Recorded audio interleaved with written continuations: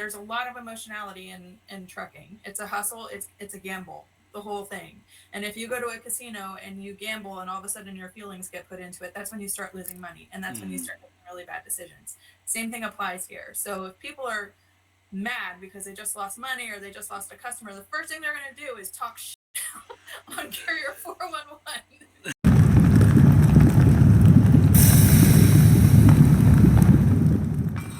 Not even the depths of hell could have forged a diamond this special.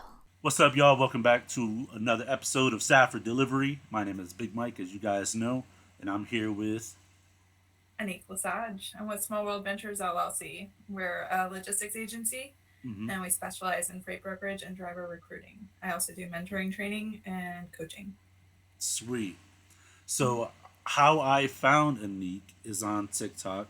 She actually has a TikTok page, which I will put up on screen right now for you guys. And I came across this video where she actually had some type of crazy like backdoor website into like the entire like trucking industry and Landstar. Double brokering reported.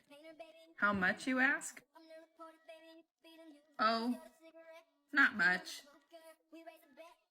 That you? Is that why you're defending them with your nubby little thumbs in my comment section? Okay. Now we know what to look for.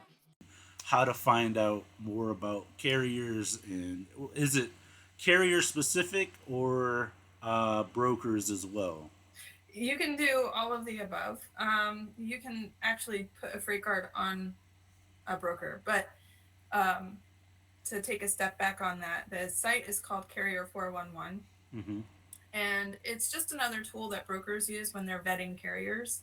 Um, you cannot have an account with Carrier 411 unless you are a broker, you are a 3PL, one of those companies. And if you're a trucking company or a carrier, you can't have one either. So it's specifically a tool for us, but it's kind of like a gotcha moment if a driver or a carrier comes to us and says, "Oh yeah, we're super reliable." I can go into my TMS and I can see, okay, we're set up, we're good to go. You've done loads for us in the past, and there may or may not be notes in there about what the other broker's experience has been. Mm-hmm. But if I want to do my due diligence, especially if it's a customer that's very important to me or very large, um, or an enterprise account, then I'm going to do the extra step and I'm going to go to Carrier 411 and I'm going to look it up. And if I see any kind of freight guards Mm-hmm. or any kind of bad reports, it doesn't necessarily deter me from using them. That's dependent upon the age of the report, how many there are, things like that, and Okay. if there's a response. But it does give me a little bit of information as far as how much more I'm supposed to pay attention to this. Mm. While I do pay very close attention to my shipments and I'm very communicative with my drivers and with my customers alike, um, it just adds a level of service for me that I know I have to provide to my customers and a little bit of babysitting that I have to do for the carriers. Mm-hmm. Now, the caveat to this is even though carriers and truckers can't get an account with Carrier 411, if a broker or a company does put a freight guard on you, they are required to provide email addresses, fax numbers, any kind of contact information for the carrier. Mm-hmm. They automatically have it anyway because they tap into the DOT site. Yep. But if there's additional information, because dispatchers and carriers are all over the place, um, they give the carrier an opportunity up to 24 hours to respond to the freight guard that's being put on them Mm-hmm. and also provide evidence, provide their side of the story, things like that. And even after that has been done, Carrier 411 will wait about 72 hours to post it and make it public. Just because they know that tensions are high sometimes, there's a lot of emotionality in trucking. It's a hustle, it's a gamble, the whole thing. And if you go to a casino and you gamble and all of a sudden your feelings get put into it, that's when you start losing money and that's when you Mm-hmm. start making really bad decisions. Same thing applies here. So if people are mad because they just lost money or they just lost a customer, the first thing they're going to do is talk shit on Carrier 411. So Carrier 411 understands that these things happen, and they use that 72 hours to just kind of allow tensions to cool. Maybe things can be worked out. Maybe it was just misinformation or miscommunication, and then it allows the broker time to take it back and remove it so that, no harm, no foul, shake hands as friends Hmm. and just part ways. So for the people who are like me, because I wouldn't say I'm just getting into this, because before we started, I told you I just went out of business back in Right. October. But prior to finding your video, I've Mm-hmm. never heard of the term freight guard. So, Right. can you explain to myself and the viewers what exactly a freight guard is? So there are, I'm going to pull it up right here just to give the actual specific categories of it. Okay. So a report of a, Just a friendly reminder: you can actually oh, use the button at the bottom of the screen sure. Hang on to one do a second. Let me find it. presentation. Just make sure you hide sensitive information, Sure. unless Let you me want me see. to edit that out later. Where am I finding this? Share The screen. button where it says "Present Now," it's right next to, it's the box with the arrow that points up. Ah, okay. Look at that. All right. Fancy, fancy. Fancy, fancy. Yep. The future is now. So, so I'm showing, this is what the options are for a, can you see it okay? Yeah, I was just minimizing my box so that most of the Gotcha. screen the viewers can see it. So. Sure. So these are the options for a freight guard. If you're going to report a carrier, you can do unauthorized rebrokering of a shipment, and that's the huge one right now. And that one, if you get an accusation levied against you for double brokering, Hmm. you're kaput. Like that, we can automatically have these freight guards and this information fed into our TMS. And as soon as that blip gets put into our TMS and we see anything along the lines of rebrokering or double brokering, boom, you're Hmm. gone. You're no longer authorized. Do not use. And what is a TMS? TMS is a transportation management service, Okay. so or transportation management system. Okay. So every 3PL, every And what is a freight company is 3PL? going You're to. using all terminology that me as a carrier knows nothing about. All right. So to break it down into the most simple terms, you Okay. have asset-based carrier companies, and those are companies that own their own trucks. They have their own finite amount of equipment, and they also have a finite amount of customers.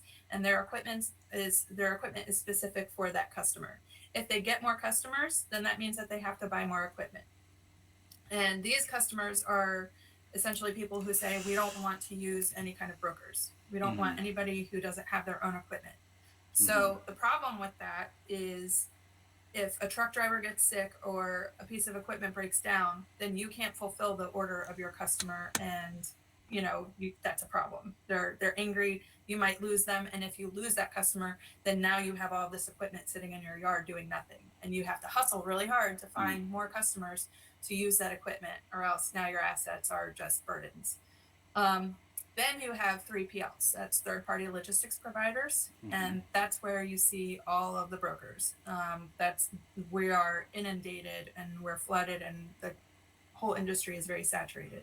But if you go on DAT and you're looking for a load, anybody who's posting it is usually a freight broker that Okay. works remotely and independently for a 3PL.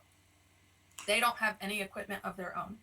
So they will use specifically DAT or truck stop if they have a customer that needs to ship. And we have access now to 70,000 carriers across the nation. Wow. So the good thing is that if we have a customer that has to ship something from point A to point B, and a truck falls off or a driver gets sick, whatever the case may be, which was huge during COVID, we could immediately, within 5 minutes, recover that without our shipper having to know anything else about it. And that's what they want. That's why they get brokers, because they don't want to Mm. deal with it. Yeah. So there is a place for us. We do serve a purpose. It's not just Hmm. to screw drivers over.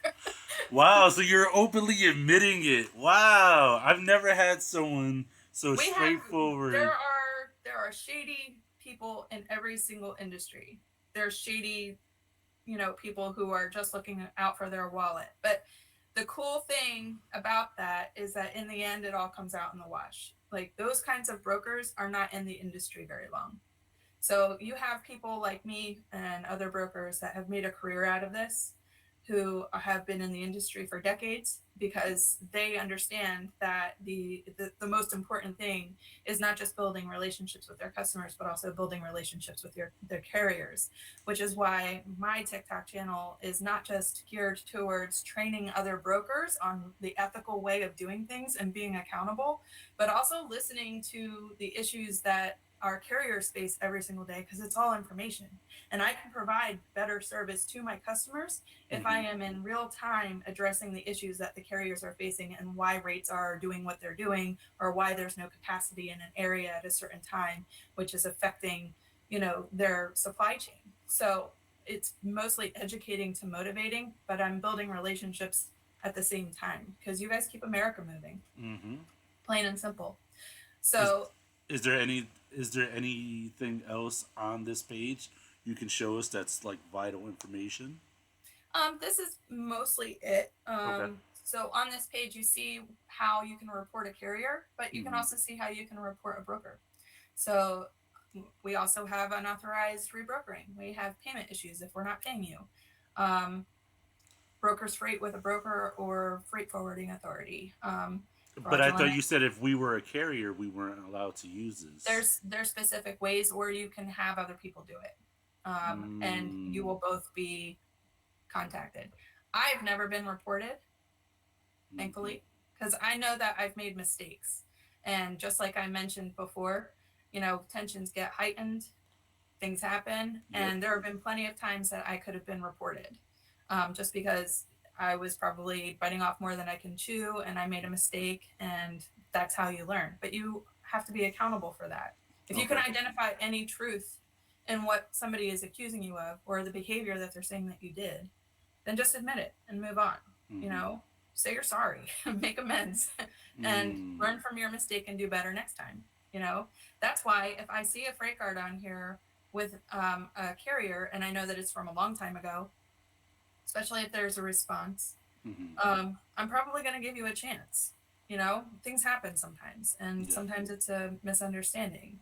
But if it's a ongoing thing, where there's smoke, there's fire. So if I see Yeah. like 30 freight cards on you, I ain't using you. Like, Yeah. So, do you think that this website I'm going to stop offers? sharing this Yeah, now. no problem.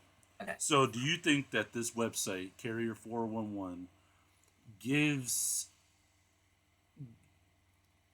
doesn't give a fair advantage to trucking companies who would like to report brokers for unethical or unprofessional practices? It does give carriers a chance to do this. There are ways of doing it. Hmm. Um, there are more ways of reporting a carrier on Carrier 411 than Hmm. there are to report a broker. Um, Hmm. but everybody gets the opportunity to respond. Like, Hmm. that's a requirement with this site. So if you have a freight card put Hmm. against you, and then all of a sudden you get an email Hmm. that says, "Hey, somebody said this about you. Yep. Um, what do you have to say about it? And what can you do?" Hmm. So if you do provide proof on Carrier 411 or a freight card, in regards to a freight card, and it's still there and they haven't taken it down, and it's absolutely false, then all I can suggest that you do is contact the recruiting manager or the director of recruiting for that broker and just explain a little bit more Hmm. what's going on. Because that happened to me. I did report somebody, and it was legit. I don't like to do it very often at all. That's a last resort. I like to think that I'm diplomatic and communicative enough that I can work things out on my own. But if that's a last resort, that's a last resort. Yeah. Um, so this carrier went ahead and responded to the freight guard, and it stuck, and it stayed on their report. So they went and they contacted my director of recruiting. They contacted my advisor, like all this stuff, and Hmm. they said she did this and she said that and all of that. But I have receipts, I have paper trail, I keep it Yeah. all. I've Yep. been in this business long enough to know that you have to do it. in the form of text messages and everything. Yeah. Um, so it's stuck, but that's the option because Hmm. ultimately the people who are above your head are the ones that control whether or not that freight guard gets pulled. So I would just suggest make some noise, like be the squeaky wheel. If there's a freight guard on you and it's invalid, um, don't take that as the last resort. Don't take that as the end all be all. Yeah. But I mean, this is not much different than the reviews that you would find on the DAT directory. Okay. So that's another tool in DAT. It's just this one is kind of more salacious. It's a Okay. little bit more juicy, Yeah. and people like the juiciness of it. That's Yeah. what's Yep. up. So for people that don't know, what is the DAT board? I know what it is, but for people Mm-hmm. who don't know, watching this, what is the DAT board, and how would you say that it compares to other similar services such as Truck Stop?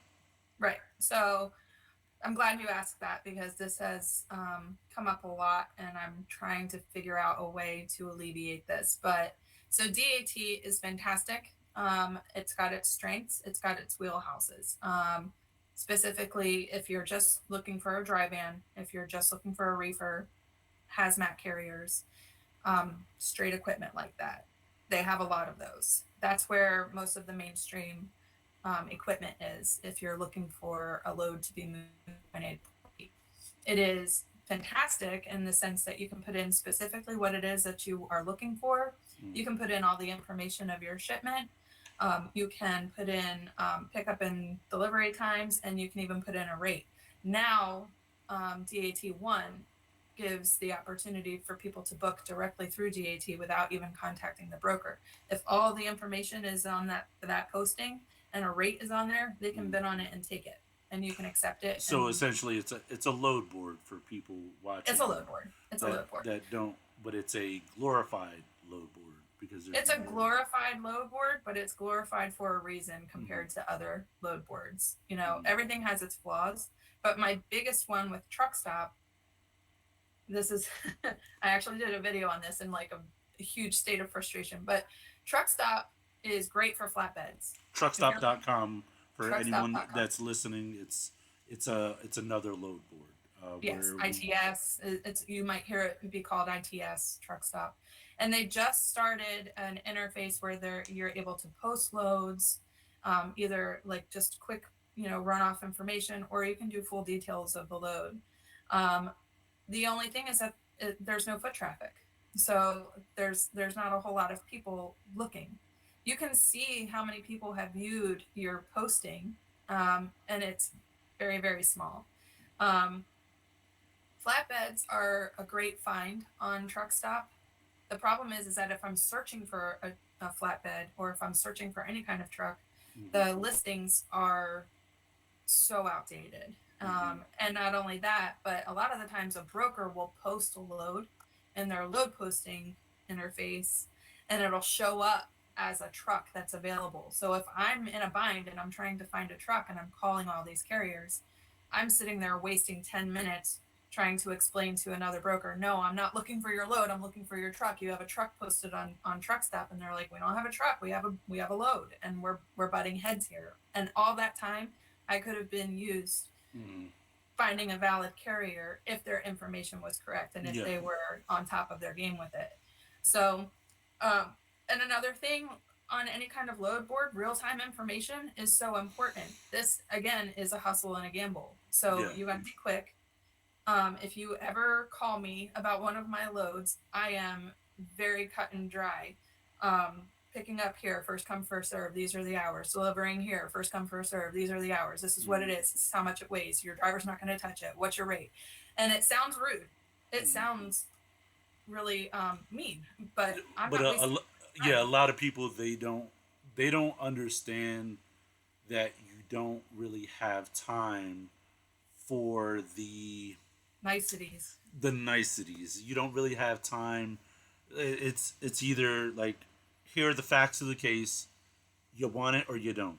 Right. Like, Do and your idea of kindness here yeah, because my idea of kindness is not wasting your time. yeah. That's how I'm being kind and efficient and professional and honoring Mm, and valuing your time for you. Yeah. Because when I first started this career and people were calling me about my shipments, or I was calling other people about their trucks, and I stammered, and my pitch and my voice was higher, and I was like, hi, I'm calling about Mm. a truck that you have. They're like, gotta go. And Yeah. I'm Yeah. like, Yep. next, Yeah, get your it's the crap together stuttering, and it's then the call me back. uncertainties. Like, it sounds like you have a self confidence issue. Like, how am Yeah. I ever gonna trust you? Like, yes. Yeah, you don't know what you're doing. You don't know Yeah. about your own shipment. Why should we send our truck to Yeah, India? like put some damn bass in your voice and say it with your chest. Throw some dirt What in are you trying to say to us? Like, what do what do you want? Like, what are you trying to sell me here? Like, it. Are you about to ask me about my mom? Like, yeah, exactly. This is. Are you calling about my vehicle's extended warranty? Like, what is this? Like, like, is this a spam call? Like, what you are we seem doing? nice. Call me when you're, 10 years Yeah, older. yeah. Tell me when you got. Call me back when you got some shed in the game. Like, Yeah, this is crazy. But exactly. yeah, so all right, so not DOT, DAT. DAT is a load board that you prefer to use, right? I prefer to use that specifically for my dry vans. Okay, If I so have flatbeds, mm, then I go over to truck stop. If okay, I'm not finding it on truck stop, then I'm not finding it. So so you say DAT is more better for dry vans and reefers, I would say so, yeah. In my and opinion, in my professional opinion, in my experience. okay, so now I have a question for all of the hot shot driver on behalf of the hot shot drivers because I drove a flatbed 48 footer regional for the Northeast. Mm-hmm. Um, so on behalf of hot shot drivers and we'll say straight trucks like Mm-hmm. Box trucks, box 26 or footers. yeah 26 footers 22 footers people that are trying to get their foot in the game with Mm-hmm. hot shot and straight trucks. Which platform would you say is better? If you're just getting your foot in the door, both. Okay. You know, Mm-hmm. the more exposure, the better. And even if you don't know for sure whether or not your equipment is right for the load that's posted, call. Mm-hmm. A, closed mouths don't get fed. And B, even if it's a square peg in a round hole, your Mm-hmm. name is there and you're getting carrier packets sent to you for the next one that your Yeah. equipment is right for. And Yeah. you're set up with all of these people. When I talked about TMS before, if you're a broker, it's very important that when you sign on to a larger company and bring your agency to a larger company, that they have a very up to date TMS, that they're at the very least keeping up with the Joneses or trying to do better. Proprietary is better. But in my particular TMS, I'm able to see what carriers I have that are set up within my network that Mm-hmm. are dropping off within 100 miles of the load that I am building. Mm-hmm. So once it's built and it's saved and everything, I can click, a little link in my load and it'll say all these carriers that we have that are set up with us, good safety rating, insurance is right, good to go, CACCI has been checked, all of this, they're here. So if you want, call them first. I can add little playlists. So if I've used you before or I know Mm-hmm. that that's a lane that you like, I can add you to my favorites just for that area and call you first before I put my load out there. It saves me time Yep. and it keeps our relationship good because I'm buttering your bread Yeah. and you're also buttering mine.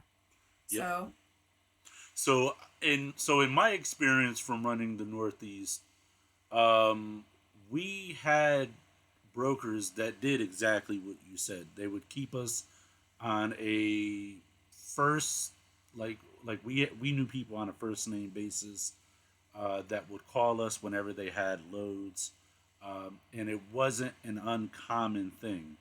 But one thing I always wondered was why is it that like all right, let's say a load would pick up in Maine, right? mhm, And we have a load that picks up in Maine from I don't want to use the name of the company, but we'll right. say the because it is a very good company. I mean, and I guess I could say it, because these people were a 24-hour genuine shipper. Right. Like I could show up there at 8:37 p.m. And get and loaded. get loaded, and they were like, "All right, yeah, just pull in the line. Like you know what to do." Hmm. And you know, this is where I would say it's like one of those things where it's do as I say, not as I do. Hmm. But let's just say I would be off duty and getting loaded, and Right. then you know just be off in the corner, and then all I got to do is just keep the truck in low gear, creep the truck across the street, strap down the load, Hmm. and be ready to haul balls first thing in the Right. morning. Hmm. And but why is it that because you yourself are a broker, so why is it Hmm. that a load of pellet fuel, let's say, and it's the season, like pellet Hmm. fuel season is upon us. Have you ever booked loads of pellet fuel? Do you know what pellet Yeah. fuel is? Yeah. Out of West Virginia and Kentucky, Okay, so primarily. yeah, so like it is the season for pellet fuel. Hmm. And for those viewers who don't know what pellet fuel, it is a form of heat for your home, or you can use it in your your wood stove or your Hmm. Traeger stove, or you can use it to cook and smoke briskets and meats and stuff like that. But primarily, it's used to heat your home. It is like I guess you don't have to chop your own firewood for it. But why is it that we would have a load, let's say from a certain part of Maine going to, let's say, Massachusetts, and let's say on this day it's $1,000, but 3 days later the load is only paying $850, and it's the Oh. same load going to the same exact region, same weight, same amount of tonnage, everything. Hmm. What's the weather like? You think weather has it? Sure. I'm going to be charging my customer a lot more Mhm. to move, especially a heavy load in the snow versus if the roads are dry. Okay, Because so let's just say A, it was dry across the board. across the board. Um, it could be fuel. It could be if you're working with a broker, I'm gonna let you in on a common rookie mistake of brokers, and I'm gonna have to share the screen with you again. Yes. So Let's go. I'm getting an inside scoop for you guys. I told you she has all the best tips and tricks. let me She see. I'm just After this video, she's gonna have to start a YouTube channel. I have one, but it's just my TikTok's on it right now. I See, mean, I but knew it. that's a great start. It really Yeah. is. It's a great start. The thing is that I have a day job. So I work 12 to 14 hours a day, and I still make time to make content Yeah, and do extracurricular content on the side. I don't gotcha. know if you I don't know if you knew, or because you just subscribed yesterday to our channel, Right. um, but we do extra things on the channel that isn't really specifically doesn't really specifically have to do with trucking, but more so like things that have to do with trucking, but not specifically trucking. So we do like food reviews, we do like Gotcha. traveling videos, we do like drone Your footage. lifestyle. Yes, Gotcha. yes, I'm about to share the screen here. no problem. So, I'm going to make my screen smaller so people can see more of what okay. you're sharing. So this is a rookie mistake that a lot of new brokers make, and unfortunately, a lot of them are trained on this. So Okay, so here, what website are we using? this is DAT, Okay. but if you go to DAT right here, oh, I don't have it. They changed the whole interface, but you can look through. If you have a DAT account, more than likely with your package, you have this site attached to it, which is the DAT rate view. Yep. So looking at this here, you can see I can put in the lane. They only go by, and again, this is, falling in with what I told you before. DAT is really good with vans, reefers, and only occasionally flatbeds. Any other equipment, look Hmm. somewhere else, please. Okay. But so if I have a van that's Yep. going from Northeast Pennsylvania to Wells, Maine, Okay. say, okay, I can show here. Usually, this is what I can see, but they also have an option of multi-lane quoting, and this is for people who have like RFPs with large amounts of shipments that they have to quote at once. What So if is a you're RFP? request for freight pricing. Okay. So um, if it's different from a spot market, whereas a spot market is, hey, I have this load, it's got to move now, I need a rate, whatever, and you can charge more for that. If you have a customer that's more of a contract customer that uses RFPs or RFQs, then what they want is for you to take your time. You usually have about a month, sometimes 3 months, to do market sourcing with the carriers and the relationships that you have, or do the testing in your own company if you're an asset-based carrier, to come up with a year-round price. So, for example, and aside from this East Berlin to Wells, Maine that I have on the screen, for example, I had one RFQ customer that every 5 days, like 5 days a week, he moved from Las Vegas to Portland, Oregon. Mm-hmm. That range of rate changes throughout the year, Yeah. which is that video that that person was asking about, for the Pacific Northwest. It changes. Like, are you going over mountains with a light load in the wind, Mm-hmm. or are you going over mountains with a heavy load in the snow? Is it Christmas time where you can pull Christmas trees out of there? Like, a Mm-hmm. lot of people would take really cheap freight to go into the PNW just so that they could bring their the Christmas trees back down, because that's where they're making their killing. Yeah. So, but that changes because summertime, nothing. So the only thing that really comes out of there a lot of the times is frozen food. And if you don't have a reefer, then why are you going up there? So to bring it back to this, so we have East Berlin, PA to Wells, Maine. Yep. This gives me an option of seeing what the 3-day market has been like, Mm-hmm. just for that market. But in the last 3 days, nobody has gone specifically to that zip code. Mm-hmm. So if I move this over in the last 7 days, still in the last week, nobody has moved up to Wells, Maine. The last 15 days, now somebody has moved up there, and I can see specifically what the rates do. And as you can see, as I've moved it, this has changed right here. Mm-hmm. So this is what the range is for paying a carrier from a broker. I can modify this and show it as a broker what I should charge my customer based upon whatever percentage I want to make in margin. And that just depends on what the load is worth to me.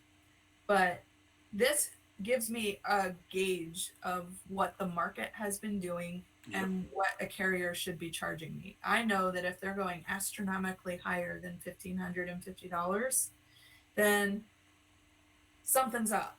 You know, there might be weather issues, fuel might be going nuts. There might not be anything coming out of that region at that time, which is why they're charging a whole lot more. Okay. But this is the rookie mistake. A regular or newbie broker will keep it like this and just think, oh, blanket across the board, this is what it should be.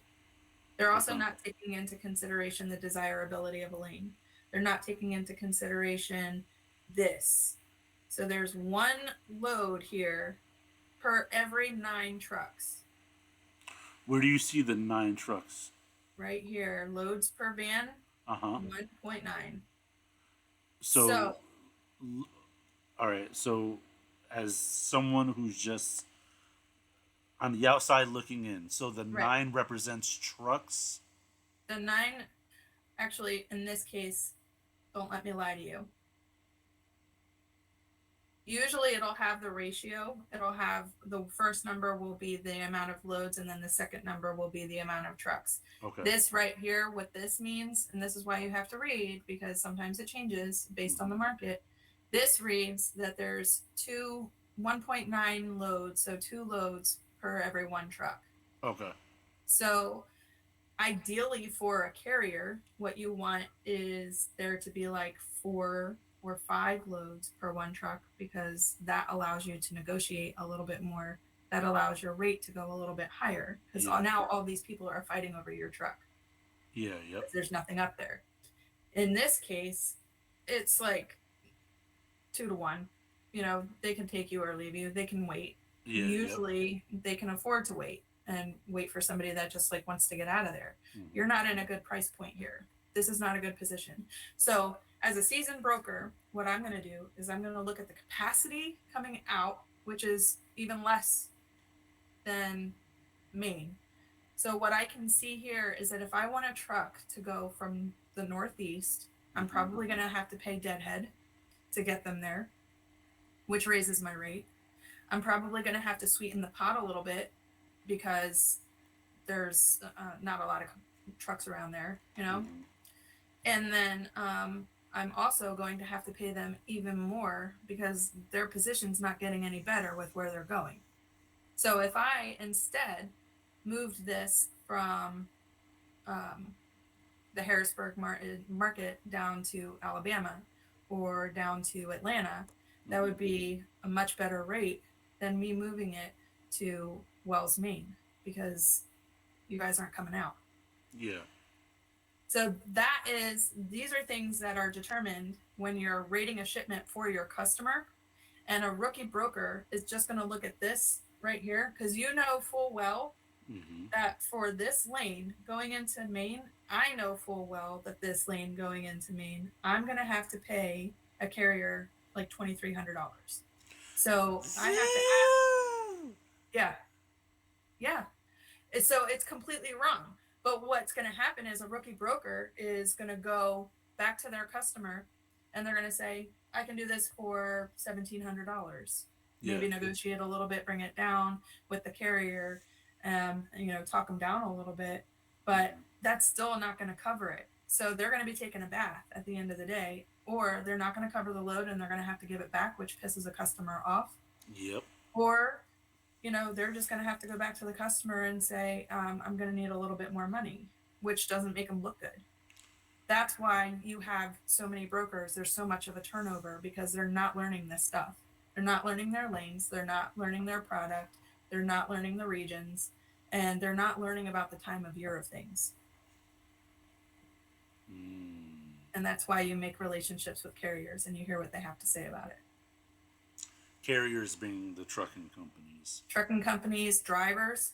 Yep. I mean, I've had drivers on loads of mine over the weekend, and if I'm not doing anything, I'm like, "Hey, call me on Saturday. We'll have a beer over the phone." Like I I would go to my customers and I send them flowers during the holidays and things like that. What's the difference between me doing that with my customer and Hmm. me giving you a little bit of a cookie on the side for a Okay. carrier. You know what I mean? Yeah. It's hard for you guys out there and it's lonely.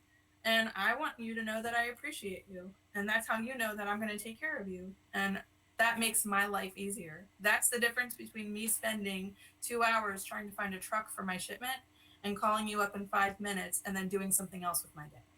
All right. So it sounds like to me you need to plug your company again, and your so for all the truck drivers watching this, for all the carriers watching this, Anik will have a beer with you over the phone if you perform for her and her company over the top.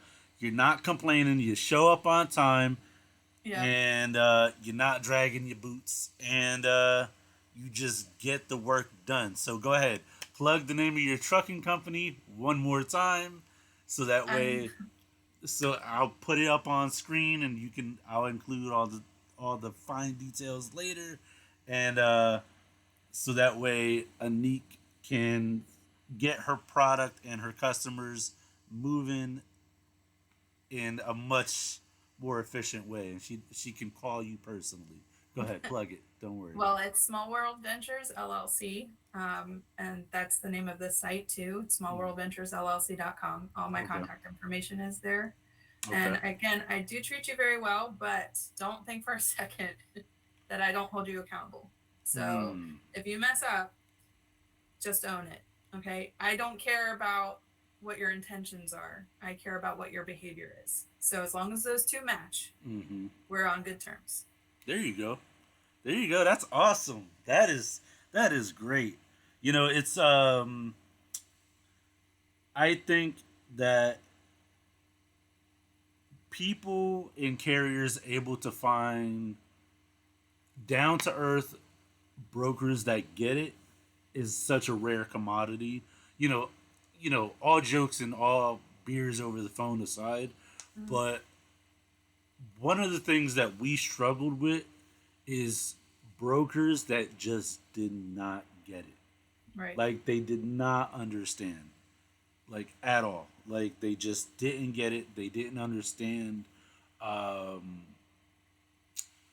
they don't understand, or they. I know they get it, but they just don't admit it, Mm-hmm. and they just play dumb.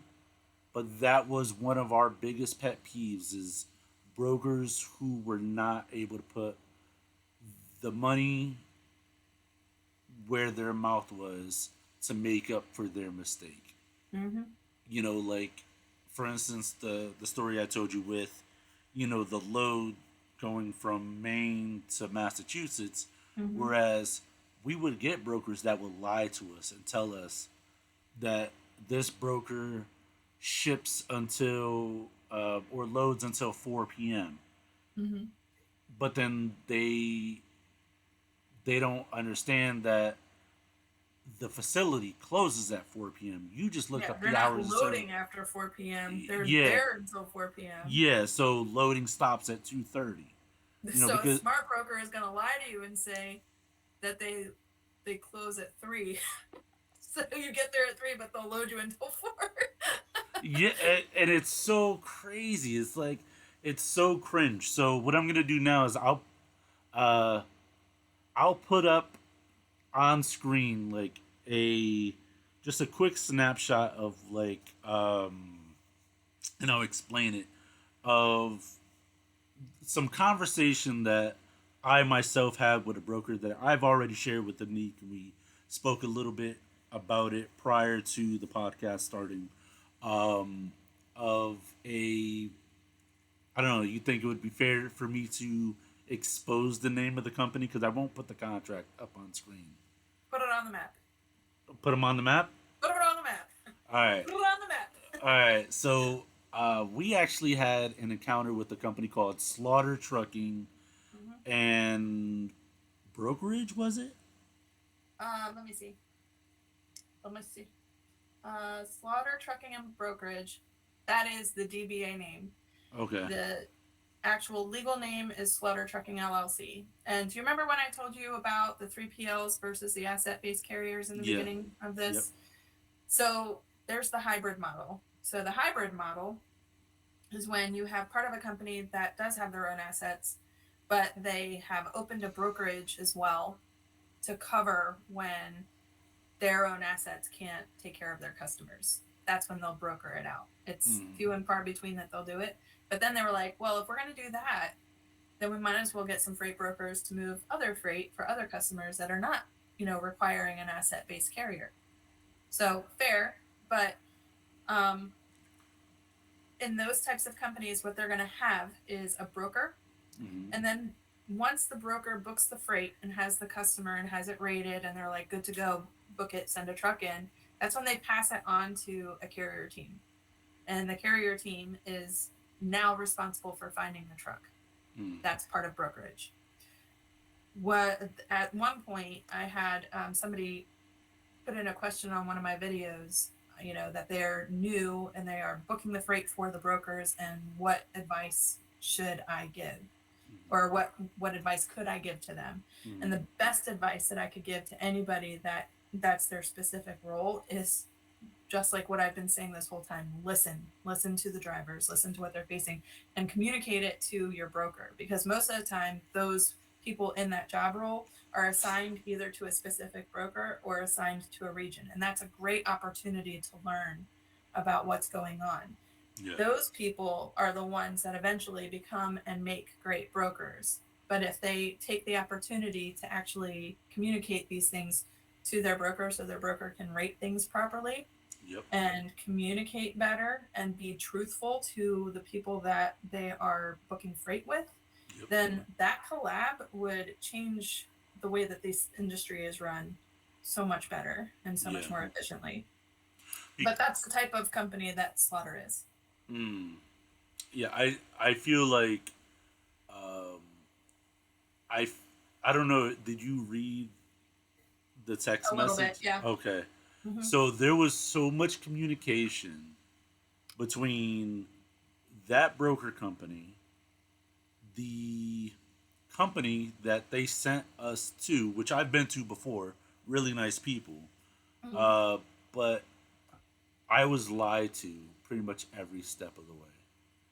We were told that they load until a certain time, and I told them I was like running a little bit late. It was probably by like a couple of minutes. I actually have a video on it Hmm. where I was just having like it was like a it was it's a, I'll have to find it and like include it in this video or put the link down Is it below. the same one where they didn't like strap things down properly and you went up No, the no, stairs? no, no. That's Totally a different one. different. Okay, Totally different one. gotcha. But I remember it was like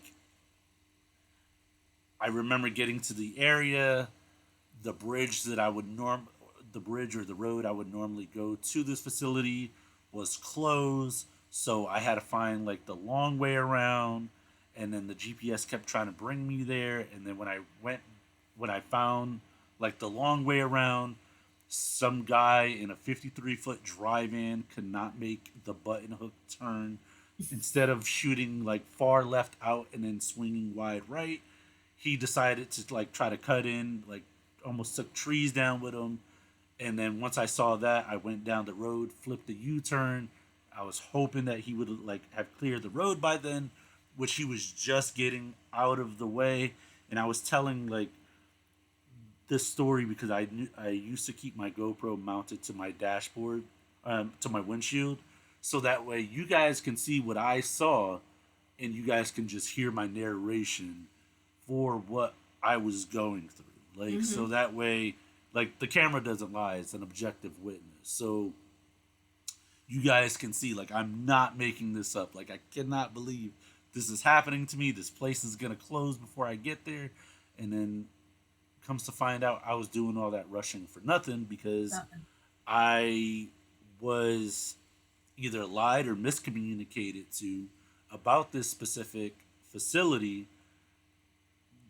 Little did I know the person that was my contact from Slaughter Trucking told us that they were there until whatever time, and we got there, a couple minutes afterwards, but we had communicated to Slaughter Trucking to let their customer know, which is the shipper, that we were going to be there at this time, and they said that the shipper said they were okay with it and that they were going to wait for us.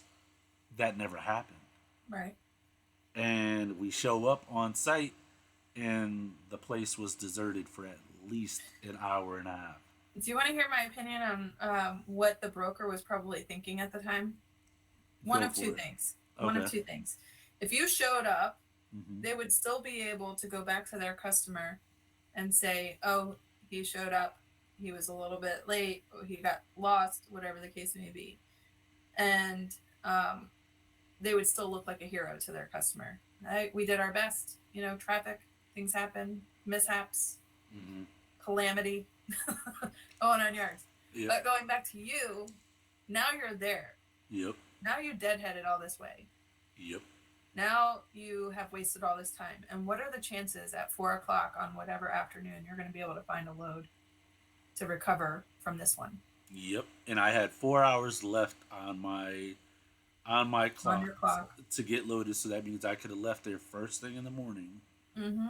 and been on the road and Mm-hmm. hauling balls Right. and But instead, what she was banking on was you mm, saying, "Eff it, I'm here. I'll just reset my clock now. Sleep so I can pick it up first thing in the morning." And it sounds like the way that you're describing it to her that you're admitting that it's your fault that you didn't get there in time, blah blah blah. So now she doesn't have to pay you layover.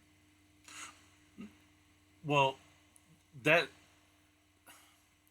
I guess in a way, yeah, but also they were they were supposed to be there until a certain time. Right. That time was like 4 o'clock, but Right. our appointment time was earlier than that. So I Mm-hmm. don't know what time it was that I showed up there, or or what time she had told me that they were there too. Because I think what it was is that they load up until a certain time and then they're there until a certain time. Right. So whatever the case was, they still were not there until the time that they said that they would be there. They had already closed the office hours before we had even arranged a time to be there. Mm-hmm. So it was like a lot of miscommunication, and then we ended up waiting to get loaded till the following morning. Right. And I'm Without like, charging a layover. exactly. Mm-hmm. That's exactly what it was. And I was like, I can't get thrown a bone Right. for being here communicating. You told me that your customer was okay with us showing up at that time when, in fact, you cannot show me proof that or receipts that your customer said that Mm-hmm. or that that was actually communicated to them, and now my time was wasted Right. with And if I'm going no. to ask my carrier's proof, like if somebody Mhm. cancels after they accepted a load and they're like, "Oh yeah, we can't pick it up. We have mechanical issues or whatever the case whatever they say." I'm going to ask for proof Mhm. because that is a freight guard. Mhm. And the way that I see it is if the roles were reversed, Mhm. I would have been charged a tonu. If you had accepted that tender Mhm. and you made your way there, and then I was like, you know what? Load's not there. Moved it to another day. You would have been like, okay, send me 250. We'll call it a day. And you would have found another load. I am so glad that you brought that up because all right, so you pronounce it Tonu. We used to pronounce it Tanu, but Yeah. it's apples, gapples, whatever, apples, oranges, whatever. Semantics. Yeah, semantics. Yeah, potato, potato. Mm-hmm. Um, we like us as carriers. We cannot stress enough how aggravating a Tanu back charge is because Mm-hmm. we spent all that time, money, effort, Mm-hmm. deadhead miles, time off of our clock to show up for you to just cancel the load. Right. And And sometimes it's not in our control. yep, and which There are some brokers that do this. They are hoping that they get the load mm, and they have a good rate with their carrier. And now they're just waiting for the customer to come back and be like, yeah, book it, send it. But they're going to send it anyway, just in case, so that they don't miss out on that rate.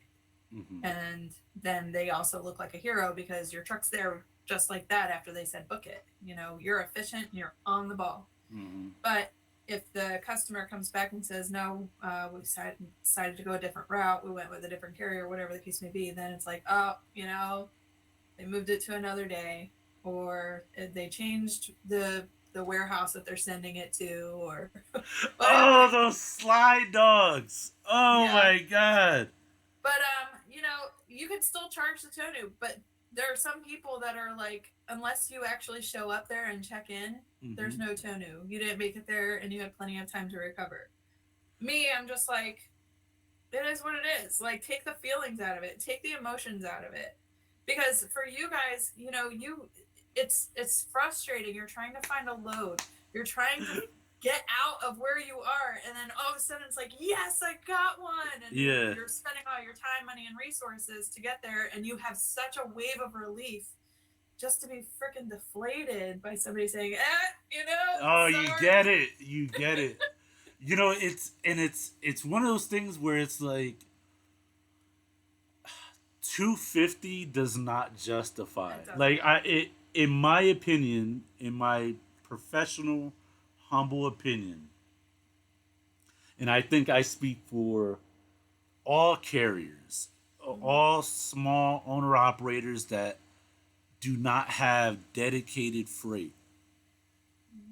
We think, or at least in my opinion, I think that the full rate should have been paid.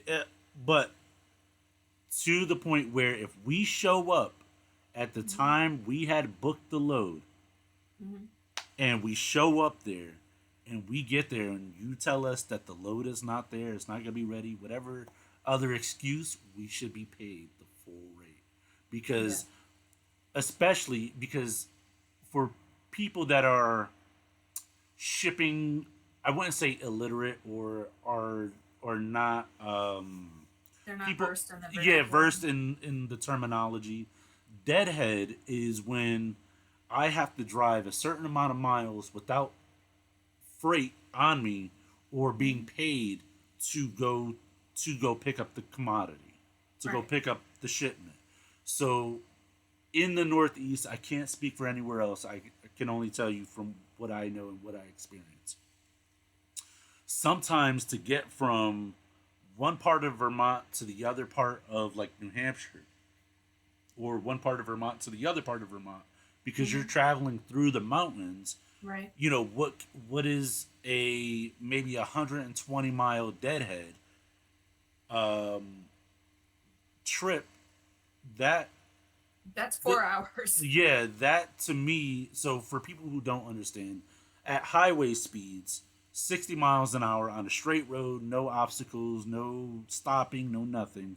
60 miles an hour, you can go 60 miles.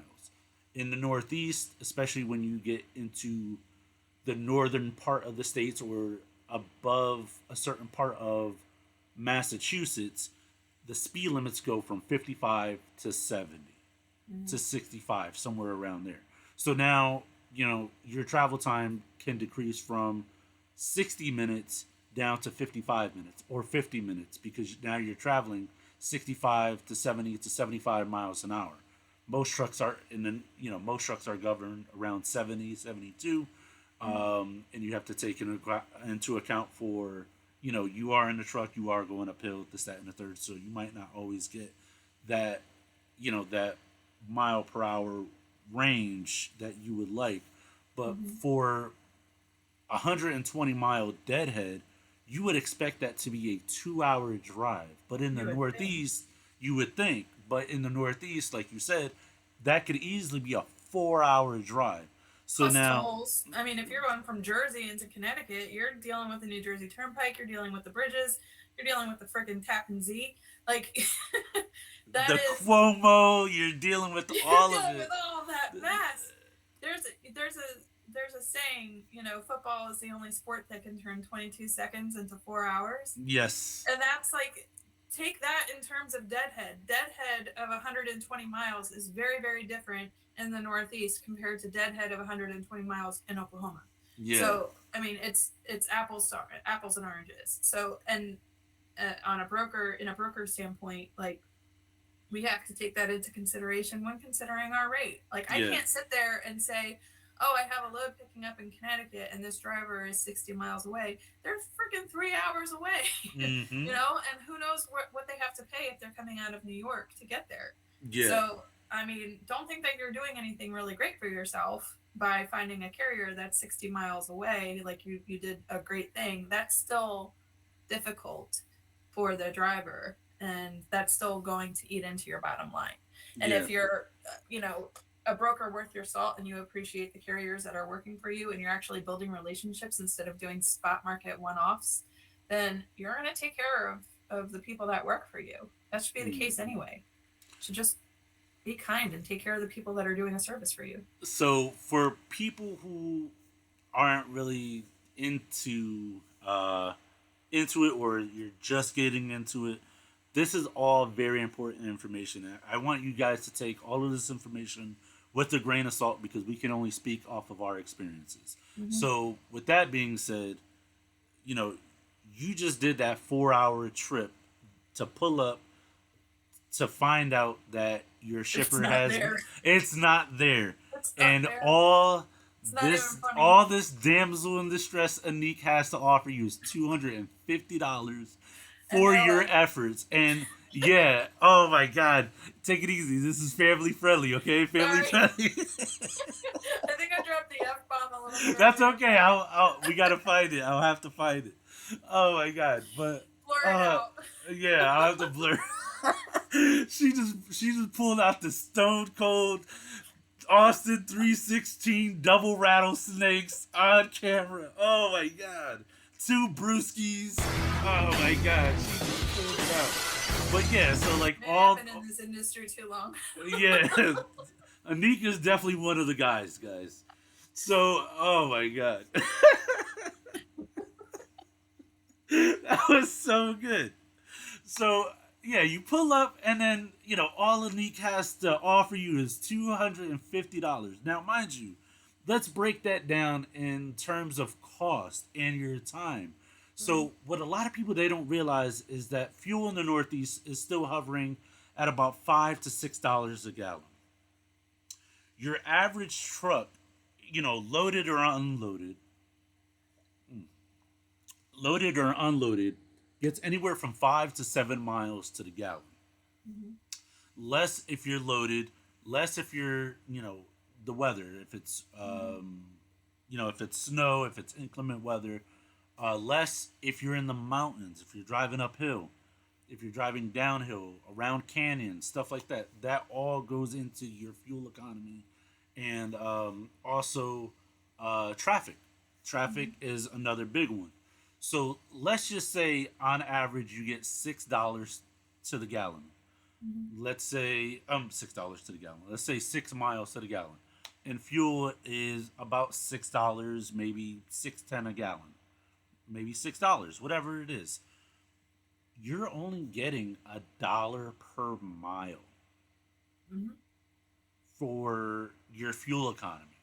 Mhm. So if you just drove 120 miles deadhead to the location only for a broker to tell you that the load has been rescheduled or canceled for whatever reason, not only is that $120 out of pocket, but also let's say you found the load on the load board, um, based off of experience, because we used to use truck stop. We never Mhm. really used the DAT because we did flatbed. Mhm. And that kind of coincides with what you said is like you don't go on DAT for flatbed loads, you go to Mhm. truck stop.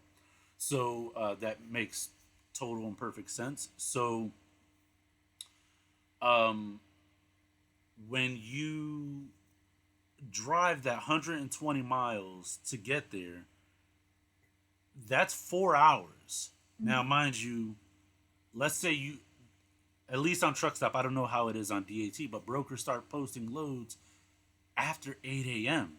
Mhm. I'm up at 4:30 in the morning getting ready to haul this load.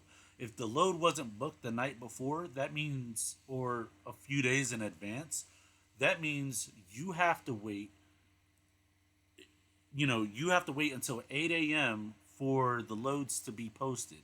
So Mhm. now let's say by some God-given miracle you book a load by 8:30, Right. right? You book that load, you sign the rate confirmation. For people who don't know what we're talking about, it's a sheet of paper saying that you accept the terms of this load to pick up here, drop off here. Here's the pickup time and date. It's a contract. Yeah. So it's, and then whatever the rate is and all the niceties that go into it. So let's say you sign off on that, but then now you show up to your shipper at, let's say, 12:30, maybe Mhm. 1 p.m., 4 hours, right? Let's say you stopped off for a burrito and a coffee. That adds 15 minutes to your day. All of that stuff adds up. You show up there, now it's 1 p.m. What are the chances of you booking a load at 1 p.m. in the Right. All afternoon? that freight that was posted at 8 is gone. Yep, all that freight is gone. Not only And that, but conversely for the broker, all those trucks that were posted are booked. mm-hmm, So if you don't have your stuff booked by a certain amount of time, those trucks are gone. They're already getting loaded with something else. yep. So, So for people who are trying to make the correlation, Tanu only, can pay anywhere from $100, $250, whatever the case may be, whatever is predetermined in the rate con or whatever the case may be. So Anik is offering 250 for Tanu, which is great, but does that offset your time, the money you spent on fuel? And this isn't to crap on Anik and her company, but this is across the board. This is nationwide. Hmm. So you as a company, you as an owner operator, you as a small business owner, have to take into account, you know, that freight that is no longer available. What are the chances of you booking another load at 1 p.m. and was that $250 really worth it? And do you still want to continue to Right. do business with that broker, even though it may not be the broker's fault? But it's like you think the broker could have did But that's better. the customer that the broker works with. Yep. So if that's the type of customer that the broker works with, then that's the type of freight that they have to offer. And Yep. where there's smoke, there's fire. So Yep. if that's who you're used to working with and who your customer is, then you Hmm. run the risk of having that type of situation happen regularly. Yeah. So, Yep. especially if they work with customers that quote out to a huge list of brokers, because they'll leave you for a freaking nickel. Like, Yep. you know what I mean? Like, Yep. I'm very fortunate where I've had customers that have stayed with me for 10 plus years Hmm. because they know that, hey, if they call me and they're like, hey, do you have a carrier that can do this? And I'm like, yes, because I Hmm. do. And they trust me that I say that because I don't quote anything without a truck in hand. Hmm. And conversely, I'm not putting anything up on a load board for carriers and drivers to contact me without freight in hand. Hmm. It's just disrespectful. And Yep. if it is just a bid thing and if I am just market sourcing for an RFQ like I talked about before, I'm going to lay that out very clear. I Hmm. am looking for trucks to do regular lanes and I just need to take some bids. If you want to participate, then you can email me. If not, Yep. no harm, no foul. We'll part ways as friends. It's Yep. it's fine. Yep. It's part of the gig. Yep. So the thing is that my customers, they know that if I say I have this carrier, if I say that they're going to be there by a certain time, it's Hmm. because I'm communicating with my carrier. They're telling me the truth because we have that kind of relationship and I am reliable. But if the kind of customer that you're working with, which is the it's kind of the bane of a new broker's existence, is you're just kind of thrown into the pit. You're in the viper Hmm. pit of everybody else that's quoting. I don't want to be on a huge quoting email for a customer because again, you're going to leave me for a nickel. I don't want to be the cheapest. Hmm. I don't. I want to have the best service. I want to have the most honesty. I want to have the most accountability. I want to be the most communicative. But that comes at a price because that's my time. Yeah. And it's just like honoring a carrier or a driver's time, that Tonu ain't cutting it. So it's the onus of me. It's my responsibility to make sure that my customers are on the up and up for my carriers, just as much as my carriers are on the up and up for my customers. Yeah. But it starts with me. It starts with me telling the truth. It Yep. starts with me, giving full details of things and being transparent. Yep. And I think that there should be a website besides like what do you call that? Besides like Google reviews for us carriers to specifically go on that is offered by like either DAT or truck stop or maybe a third party for us to Mhm. report anything that happens like that. Right. Like Well, there's if you go into the DAT directory, I'm just going to play with it for a second. yeah. So if you go into the DAT directory, Hang on, let which me I'm make my sharing, screen a little smaller so people could sure. see what you're doing. There you go. Okay. So if you go into the DAT directory, you're going to be able to look up any kind of reviews on a carrier or even a broker carrier, just like Slaughter. So as you can see on the screen, it gives all the options. So going by Slaughter, their MC is 104464.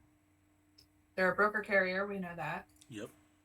The 104464, and there's no results. That is a bad sign. It's a bad sign if they're not in the directory. Did you find this shipment on DAT? It was on truck stop. We never use DAT. Okay. If a carrier is not on DOT or DAT, Mm-hmm. if they're not registered with them, more than likely, it's just a small sign Mm-hmm. that they might be a double broker. So, um, if DAT doesn't kind of legitimize them, because DAT feeds right into like a lot of carrier packet services, where if you want to get signed up with a company, that company registers, and then DAT will provide a carrier packet service where they will, like, it's kind of like an RMIS, where they verify everything for you Okay. and register you with that company. But if you are not a company that's registered with DAT, it's going to be way more difficult for you to go through that carrier packet. Um, and a lot of people have an aversion to it if they don't have a very good DOT number or they don't have a very good MC number. Mm. So you can check on all of this. Let me see. So for people who don't know, can you explain what double brokering is? Yeah. So there are a couple different types. There's the low ball ones, and this is where you'll see most of Landstar complaints, where I, as a Did you freight want broker, to minimize this screen so people yeah, could see you? yeah, hang on 1 second. So the low ball one is Landstar usually. There have been a couple of times where I've gotten a big bite in the butt from them, but Mm-hmm. just an example, I work directly with customers, I work Mm-hmm. directly with shippers, and they trust me to hand their freight over to a driver, Mm-hmm. and that's it. A Yeah. carrier that has a driver, that's it. Yep. Um, what they don't want me to do is hand their freight over to another broker who's then going to broker that out and find a different driver, because that's money changing hands. Yep. That's one thing. And also, it causes a lot of insurance issues. If anything happens to the freight, there's damage, there's an accident, anything like that, who do you file a claim with? There has to be a straight paper trail. That's Yeah. the biggest thing for me, is that I need to know who's responsible. Money is money. At the end of the month, as long as I'm in black, I don't care. Mm-hmm. But I want to know who's responsible for that freight in case anything goes wrong. I need to know who's accountable. If I have to be accountable, so do you. So a lot of the times what they'll do is say I have a shipment and I'm paying $2,000. Yep. A double broker will find it, say, okay, I'll pay you I'll take it for $2,000. Mm-hmm. What they'll do is they'll post it back up for $1,800, and it's small potatoes. They're only making a couple $100s off it, but they're still rebrokering it out and making a little bit of a margin off of it. Yeah. That's the small potatoes, and that's the best case scenario when you're dealing with double brokers. The worst case scenario is what just happened to me about a week and a half ago. And that was, I had a load going from Wisconsin to California, and I awarded it to a carrier who then double brokered it out to Landstar, who then brokered it out to another carrier. So now there's 3 different carriers aside from the broker for my one shipper. That's not necessary. The end carrier thought for sure that they were working directly with a shipper or with a broker that had that customer. Thought for sure of it. They even doctored the rate confirmations and the bills of lading so that it matched mine and it looked like it was coming directly from me, but doctored it so that it was a different name and a different phone number and a different load number. Wow. So in the end, the load gets delivered on time. Everybody's happy. Seems like a great story. However, I get a POD from the person that I tendered it out to, and we were about to pay them Mm-hmm.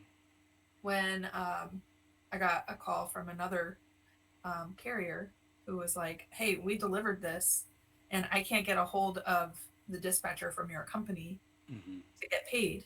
And I'm like, well, I'm the dispatcher. I am cradle to grave. I'm the end all be all. I'm God to you Mm, oh. right now. So And I am meanwhile, she's like, da, da, da, da, da. so he's like, well, I delivered this. I said, I have no idea who you are, but thank you for telling me. I'm going to remove that broker or remove that carrier from my shipment. They're not going to get paid. I'm going to put a freight guard on them for double brokering as long as you can provide to me an actual POD that has your signature on it and has my receiver's signature on it, Yeah. because that just means that they doctored paperwork. So they provided that to me. But the original carrier that I tendered this to was not mentioned anywhere on this confirmation and this Mm, POD. So I said, "Who sent this to you?" And they said, "Landstar." I said, "I do not work with Landstar. mm-hmm. I do not work with them." So I then had to add Landstar to the load and basically just do the paper trail in the load so that I could cover all of my bases. And I put a freight guard on Landstar. We're not allowed to use them anyway. Like I Yeah. just won't. And so that was no big deal. So then we're like, okay, thank you for this information. Thank Mm-hmm. you for all of the paperwork. We're going to put you in the load Yeah. and we're going to pay you. Yeah. Right before I'm about to pay this carrier, another one steps up and says, "We actually delivered the load." So all I know for sure right now is that there are 4 different carriers on this, and I don't know who delivered it. And they were great the entire step of the way. Like they were very communicative the whole way and very efficient with their paperwork and everything, but it wasn't them. So I don't even know right now if that's the end carrier. So it's been an ongoing saga for like the last week and a half. The thing that makes it the big fish is the original carrier that I tendered this out to took it for like $4,000. Yeah. Okay. So I was going to pay them $4,000. Yep. The second carrier that came to me that was like, "I'm the one that delivered this. I'm giving you the POD." I was like, "Well, how much did they say that they were paying you for it?" Yeah. Thinking that it was only going to be like $3,500 and I would just pay them the $3,500. $5,600.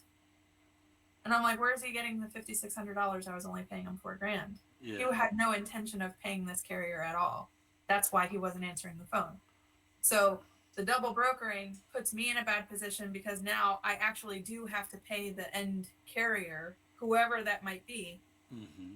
And I am only getting a certain amount on this load from my customer, but we're really good. We pay within 10 days of a shipment being delivered. Yeah. So, we have probably already paid the original carrier out. Mm-hmm. Luckily, that wasn't the case. And this carrier that called me was like, "Hey, I'm trying to get a hold of him. It's been a couple of days and he's not getting back to me. And I just did my due diligence and research and I found you." And so he just kind of saw the writing on the wall that if somebody wasn't communicating with him, then he's probably not going to get paid. And he knows that usually a larger company is going to pay within 10 days. Mm-hmm. So that's why he contacted me. But right now, I'm like, don't pay anybody. We're not paying anybody right now until we figure it Yeah. out. But $4,000 being paid to that original carrier, that's still $4,000 for them doing nothing and then promising out, large amounts of money that they have no intention to pay to these other carriers. And all these other carriers are like, "Where's our money?" Mm-hmm. But they're all going to come back to me because I owned the freight.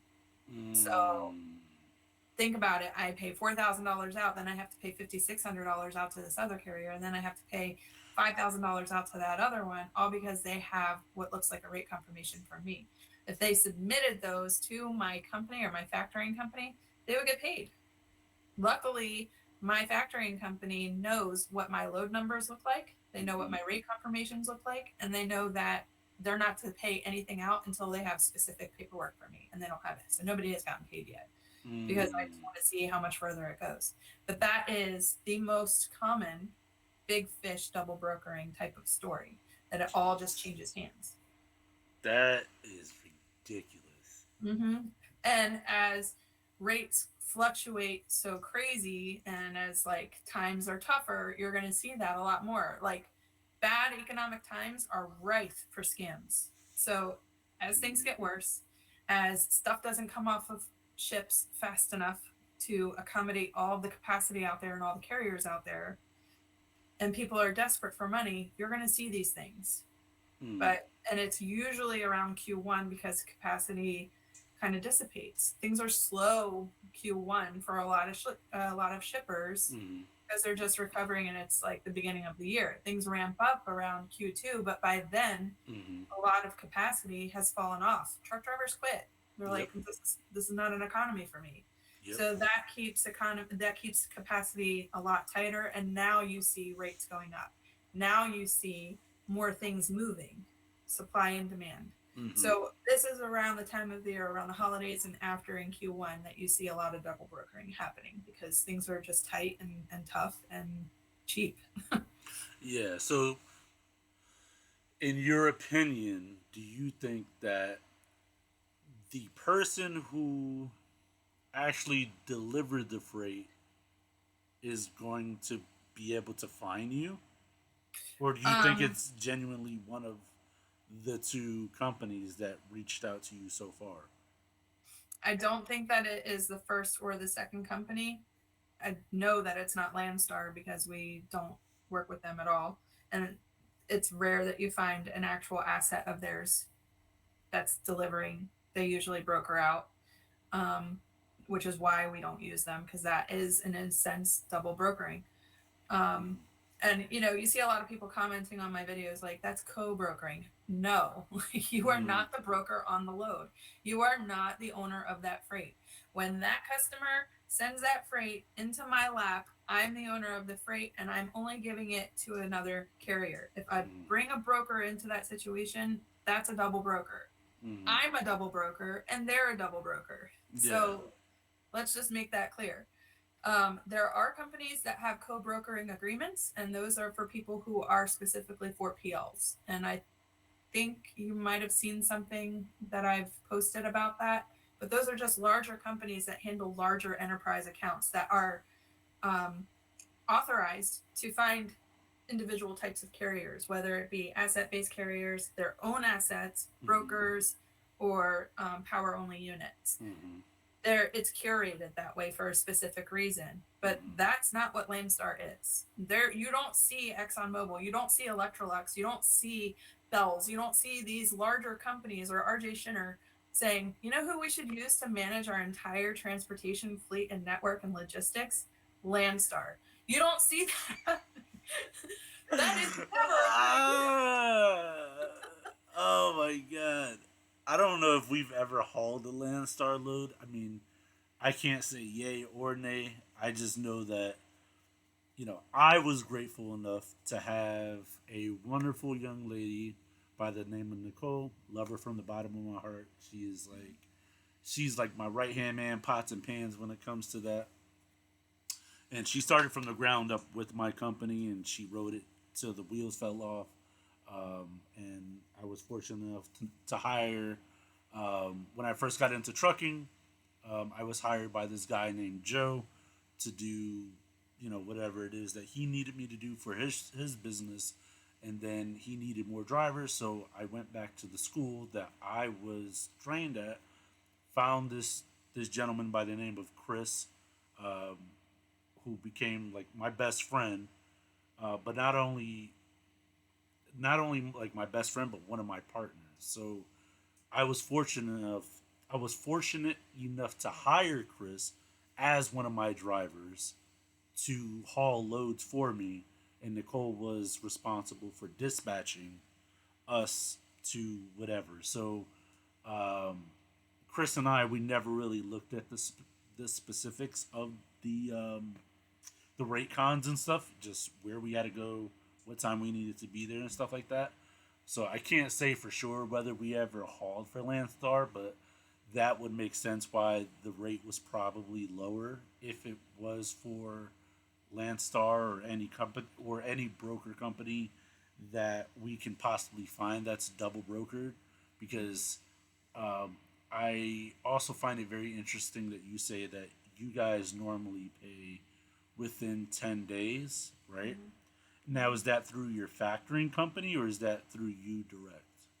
It's through us direct, but we do quick pay, Okay. and we honor other people's factoring companies as well. So Okay. You know, if you're getting set up with us, that's one of the first questions that we ask you is if you factor and who we should be paying and give us all that information. Okay. So, I mean, and it only, that's another thing touching on TMSs and things like that. Like, as a broker, I should be able to see all of that. I should be able to not just see my customers and see my load board, Mm-hmm. what I have pending and things like that. I should Mm-hmm. also be able to look up carriers. I should Yeah. also be able to see their insurance. I should also be able to see any kind of reports that we have. Like, I want full transparency of that Mm-hmm. because, I'm not going to put a load up there, have a driver that's not set up with us that has to move right now. It's a critical shipment, and then have to wait an hour and a half for them to be approved as a carrier. I want that done within 5 or 10 minutes Yeah. Yep. because they're going to be like, no, kick rocks. Like, I'm going to find something that's going to move me, you Yeah. know? And it's nerve wracking because every 5 minutes I'll get emails like, hey, is it done? Hey, are we in there? Hey, what's going on? And it's like, shut up. Yeah. I'm working on it. Yeah. But having a good TMS like that is vital for that because everything is fast paced. That's why Yeah. I speak the way I do. So I can see all that information within my TMS, who you factor with, what the address is, what your terms are, how long you've been in business, what your safety rating is, everything, when your insurance expires, how much you have. Yeah. I can see all of that and determine whether or not we're wasting each other's time because if your credentials don't match up with what my load requires, I can, tell you as quickly as possible. Yeah. And so we also offer quick pay. Okay. So I'm not entirely sure about what the percentages are, but it's like Yeah. within Yeah. days and as Yeah. far It's like couple percent, but yeah, for 2 to 3%. yeah, but for some companies, like especially mine, that 2 to 3% was big because when we were hauling, full disclosure for the diehard fans, when we were hauling, most of what kept us afloat was the money that we generated off of YouTube to keep the ball rolling because every couple of months we just can't get ahead anymore. Like, Right. so then I would transfer funds from one account to the other to keep the ball rolling because, Mhm. what's good for one was good for many. And, me being, um, what is the word? Not an opportunist, but a, like I had faith that because like to me, if we You're had optimistic. I wouldn't even say optimistic. It was like I just had faith that the operation was gonna somehow pan out, Hmm. at least for us, because it's like we rented what was supposed to be the industry, like top leading industry equipment. Like we rented all of our equipment from Penske. We were supposed to have amazing roadside assistance and all of this stuff, but one thing that we really couldn't,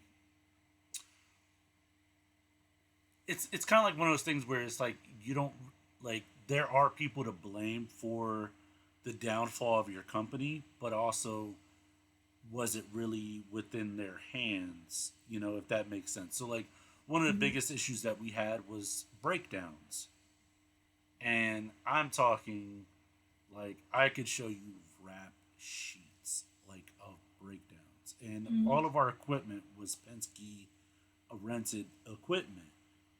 But then the pandemic, we were still recovering from the pandemic. Hmm.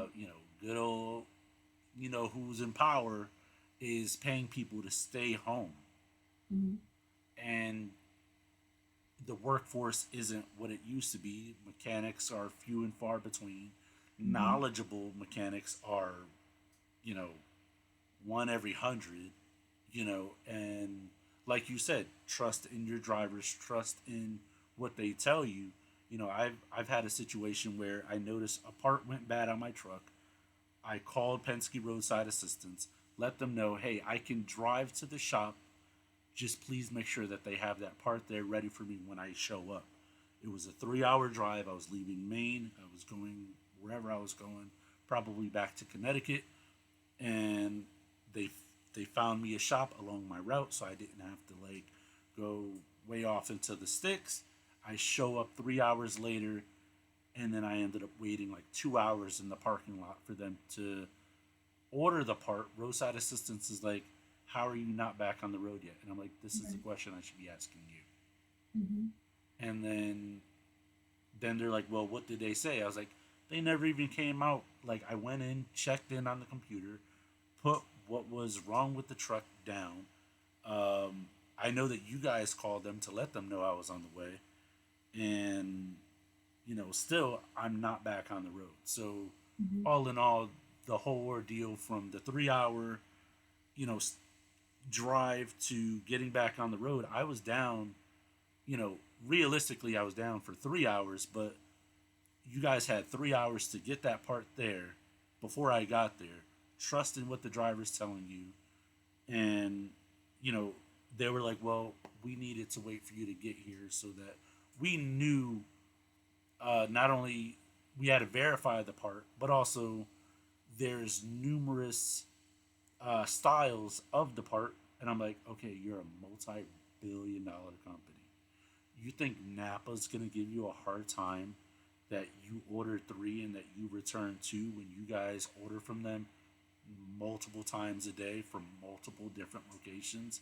I don't Hmm. think they're gonna. I don't think they're gonna say anything. Right. They would be Like, really dumb to. yeah, exactly. Like, what do you think? CarQuest is really gonna have something to say? Like, please. So, I mean, in our experience, you know, we had high hopes for us and we had faith because we did in by our account, we did everything right. Showed Hmm. up on time, communicated, even over communicated, went above and beyond. You know, uh, a lot of brokers, they didn't like us because we used to call them out on their BS. But I'm like, if this is the nature of the game and this is the nature of the business, don't tell us that the load is picking up in one city or town, but it's really not picking up until like it's not picking up six towns over. Like Right. you posted the load to pick up, let's say, from Bridgeport, Connecticut, to get dropped off in uh, in Joshua, Maine. But in reality, the load is picking up in Stamford, Connecticut, which is another 40 miles plus traffic, 95 traffic. Now that's 40 miles extra. I got a deadhead Hmm. one way. Now you're not paying us any extra money to So drive Bridgeport sounds a little bit better than Stafford because of what Stanford. you have to go through. Because of what you have to go through to get to Bridgeport. Yes. So So let's say they that's posted deceptive. yeah. So let's say they posted the load to be picked up in Bridgeport, but Stanford is 40 miles south of Hmm. Bridgeport, not including traffic. Right. So they would post a load to be picked up in Bridgeport, but when you look at the Raycon, it'll actually say Stanford. There's a lot of times though that I'll post something on DAT for a specific town and it'll just show carriers what the market is. So say I have a pickup in Baytown, Mm-hmm. Texas. It's not going to show Baytown, Texas. It'll show Houston. Houston sounds a lot better than Baytown, Mm-hmm. But I also know that Baytown is one of the biggest places that loads salt. Nobody wants to carry salt because it's Mm-hmm. heavy and it Mm-hmm. sucks and it's usually floor loaded. My stuff is palletized though. Yeah. But like I have to manipulate the system very, very finely so that it specifically says Baytown. And as soon as a carrier sees Baytown, they're like, oh, it's a salt load. And so, I Mm-hmm. have to make it very clear in my posting that it's palletized, it's not that heavy, all that stuff. Yeah. So sometimes a load board will default to the region or the market Yep. area. Um, but there are times when a broker will do that just because it's a more recognizable name and they'll get more of a response to their posting. Yeah. Yep. And then it'll also sometimes we'll find that the drop off destination is also altered. Hmm. So it's just like not only did you lie once, you lied twice, and then when we call you to verify, you reiterate that those are in fact the places, but then when we get the Raycon, it's like this is not what we signed up for, and now Right. we just wasted 20 minutes after 8 a.m. dealing with this with you, and then, or, it's 9 o'clock, 10 o'clock, and we just so happen to find this load, and now that's not the load. The problem with this, and really honestly, what it comes down to is rating, Yep. because this broker promised their customer a certain rate, not taking into consideration all of these factors, Mm-hmm. everything. So like I compare rate view and using those kinds of market sourcing tools all the time to the housing market. Mm-hmm. So if you just hear me out, like you have two houses on the same street, both of them are 3 bedroom, 2 bathroom houses with a 2 car garage on a quarter lot, and that's about it. Brick and mortar, they're the same house, and an appraiser is going to come in and they're going to appraise that house just by brick and mortar, square footage, the whole 9 yards, and they're exactly the same. One house, however, only has like Formica countertops. It has like the generic builder's lighting. It doesn't have any drapes. It has like ratty blinds and like carpet floors. The other house has custom paint, has a pool, has an extended porch, has granite countertops, has all of that stuff. So even though brick and mortar wise and just on that valuation, they're the same thing and should be the same price. One of them is going to sell for $380,000, and the other one's only going to sell for $300,000. And that Mm-hmm. is the value. That is the desirability of a lane, and Mm-hmm. that's what people are not, or brokers are not taking into consideration when they're only pulling their rates from RateView or just some website that doesn't factor in that desirability, doesn't Mm-hmm. factor in tolls, doesn't factor in traffic or what it's going to take for a driver to get somewhere.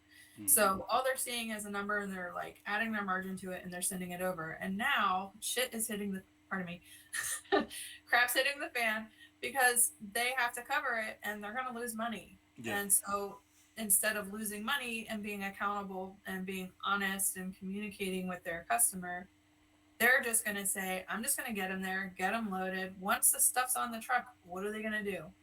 Are they going to drop it off the side of the road? There's Mm-hmm. recourse for that. Are they going to bring it back to the shipper and drop it off and then try to find another load? No, they ain't going to do it. They know they have you between a Mm-hmm. rock and a hard place, and you're just going to do it because you want to get paid for your time so far. But there's going to come a time when a driver is going to be like, I'm stopping the bleeding now. Because if it's bad up to this point, then it ain't going to get any better. And it's not one of those cases where let me just get this load over with. No, you guys respect yourselves. You guys are professionals. Mm-hmm. You guys are no different than a lawyer, a doctor, a CPA, Mm-hmm. or a teacher, or anything like that. You have a profession. You went through school. You went through training. You have licensure. You have a legitimate business, and you are to be treated as such. You are to be treated with the respect that your profession garners. There are so many ways for you guys to cheapen what it is that you do. There's so many ways for me to cheapen what it is that I do, and I just won't do it. I Mm-hmm. don't chase after customers. I don't do that because Mm-hmm. you don't see doctors chasing after potential patients. Mm-hmm. I'm professional. So you know what I bring to the table. And it's Yep. the same thing with you drivers. Like hold your head up high. Like Mm-hmm. they will continue to do this to you as long as you allow it and as long as there's no accountability for it later. And if you Mm-hmm. can't hold that broker to task, there is somebody above their head that you can. Yeah. Promise you, guarantee it. And it's happened to me.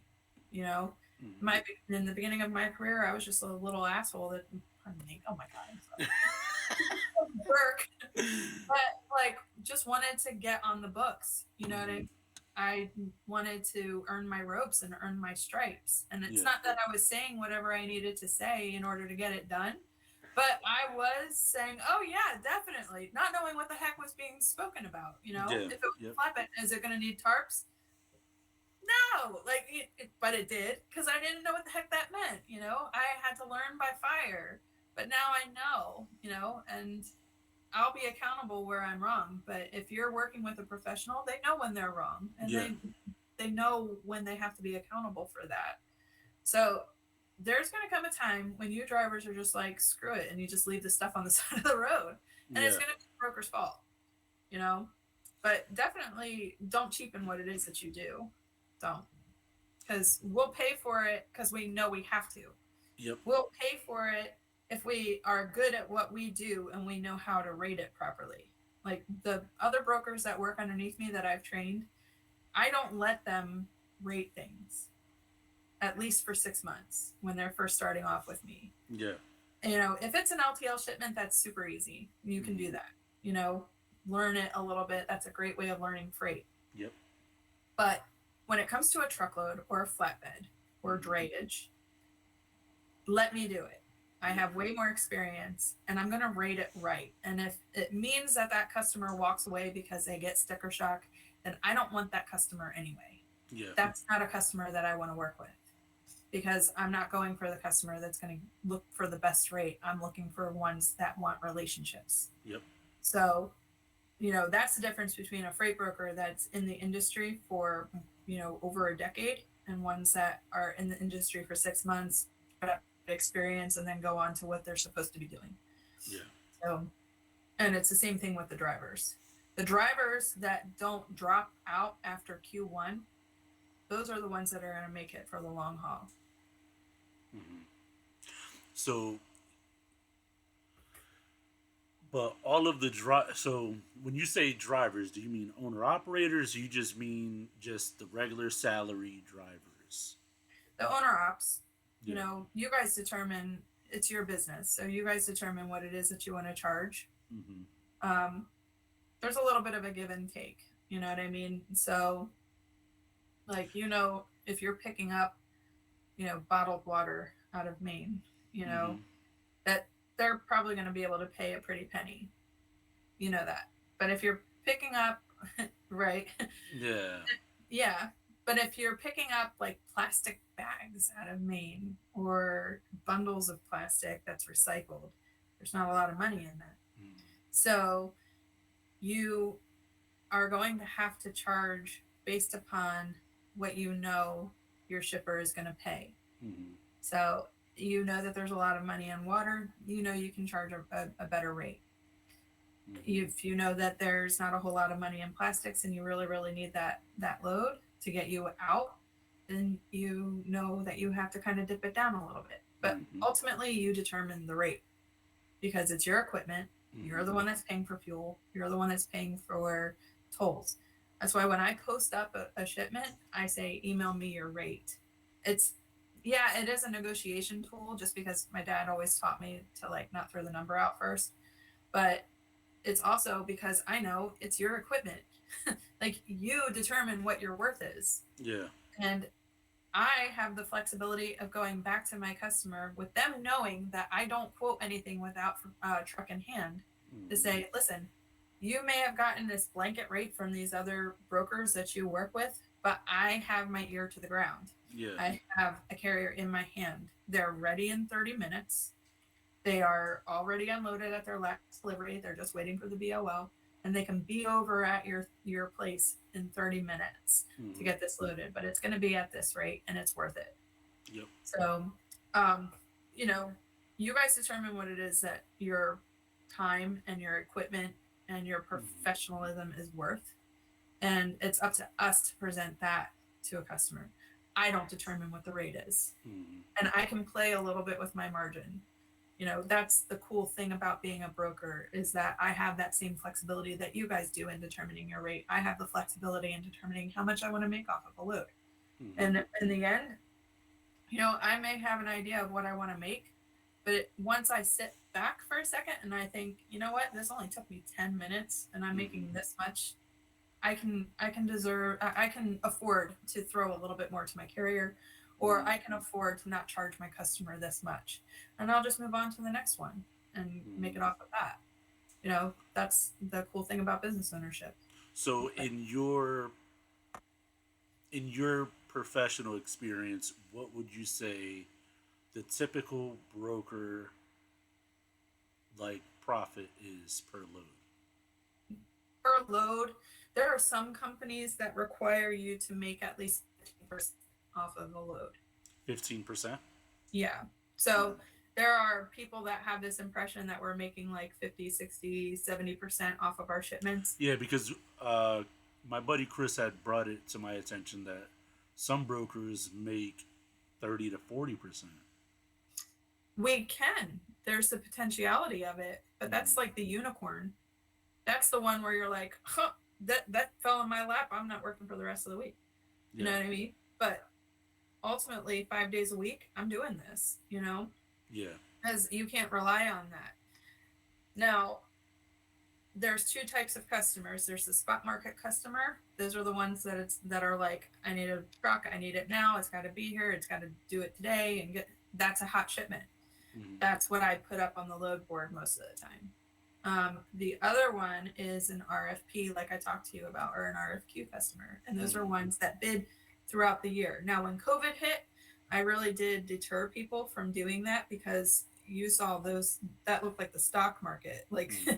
the way that rates moved was it was definitely going to crash soon. And then I remember the day that they announced in 2020 that the like $600 extra a week in unemployment was kaput.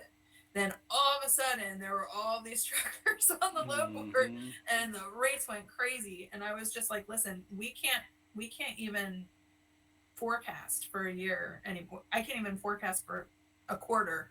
So let's just do this monthly. Yeah. So for those, I'm okay with taking 8, 10, 12%, Mm-hmm. just because I have volume from it. So I know I'm going to be getting, 100, 150 shipments a month from this one customer. I'm okay with taking less because I have more. If it's a Mm-hmm. spot market, I need it now, just this one off, I'm charging more. And the reason I'm charging more is because I'm working harder Mm-hmm. and I know you have an emergency and I'm going to profit off of that. Yep. And your emergency is now my opportunity. And I Yep. know that that sounds very predatory, but that's how business works. Yep. That's. And if you Oh take man, someone said it in the comments. There was like, your lack of prep does not constitute an emergency on my part, not at but it, all. but it's in this situation, it's reverse. It's like your emergency now becomes my priority. Hmm. Like you want to make it my priority, so now you're gonna have to pay. Right. Pretty Yep. much. Yeah, that's all right. So for those people that are watching, how does one start a broker company or become a broker? In Okay. your experience, like how did you get your start? How did I get started? Yeah. My story is pretty unremarkable. I had some knowledge of freight because I was on the shipper end and I was dealing a lot with customs too.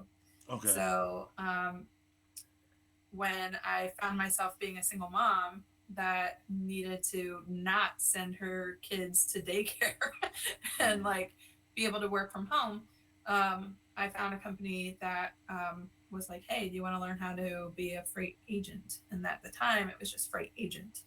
Um, and I said, sure. And I learned and they trained me and, they did all of that. But that is what a 3PL was at the time. So at the Okay. time, all they wanted me to do was find customers and quote them. And then once they agreed to a quote, then the shipment gets built and passed on to customer service. And then the carrier relations team finds the truck for it. And then I just move on to turning and burning and finding the next customer. We had to Yeah. make like 100 calls a day.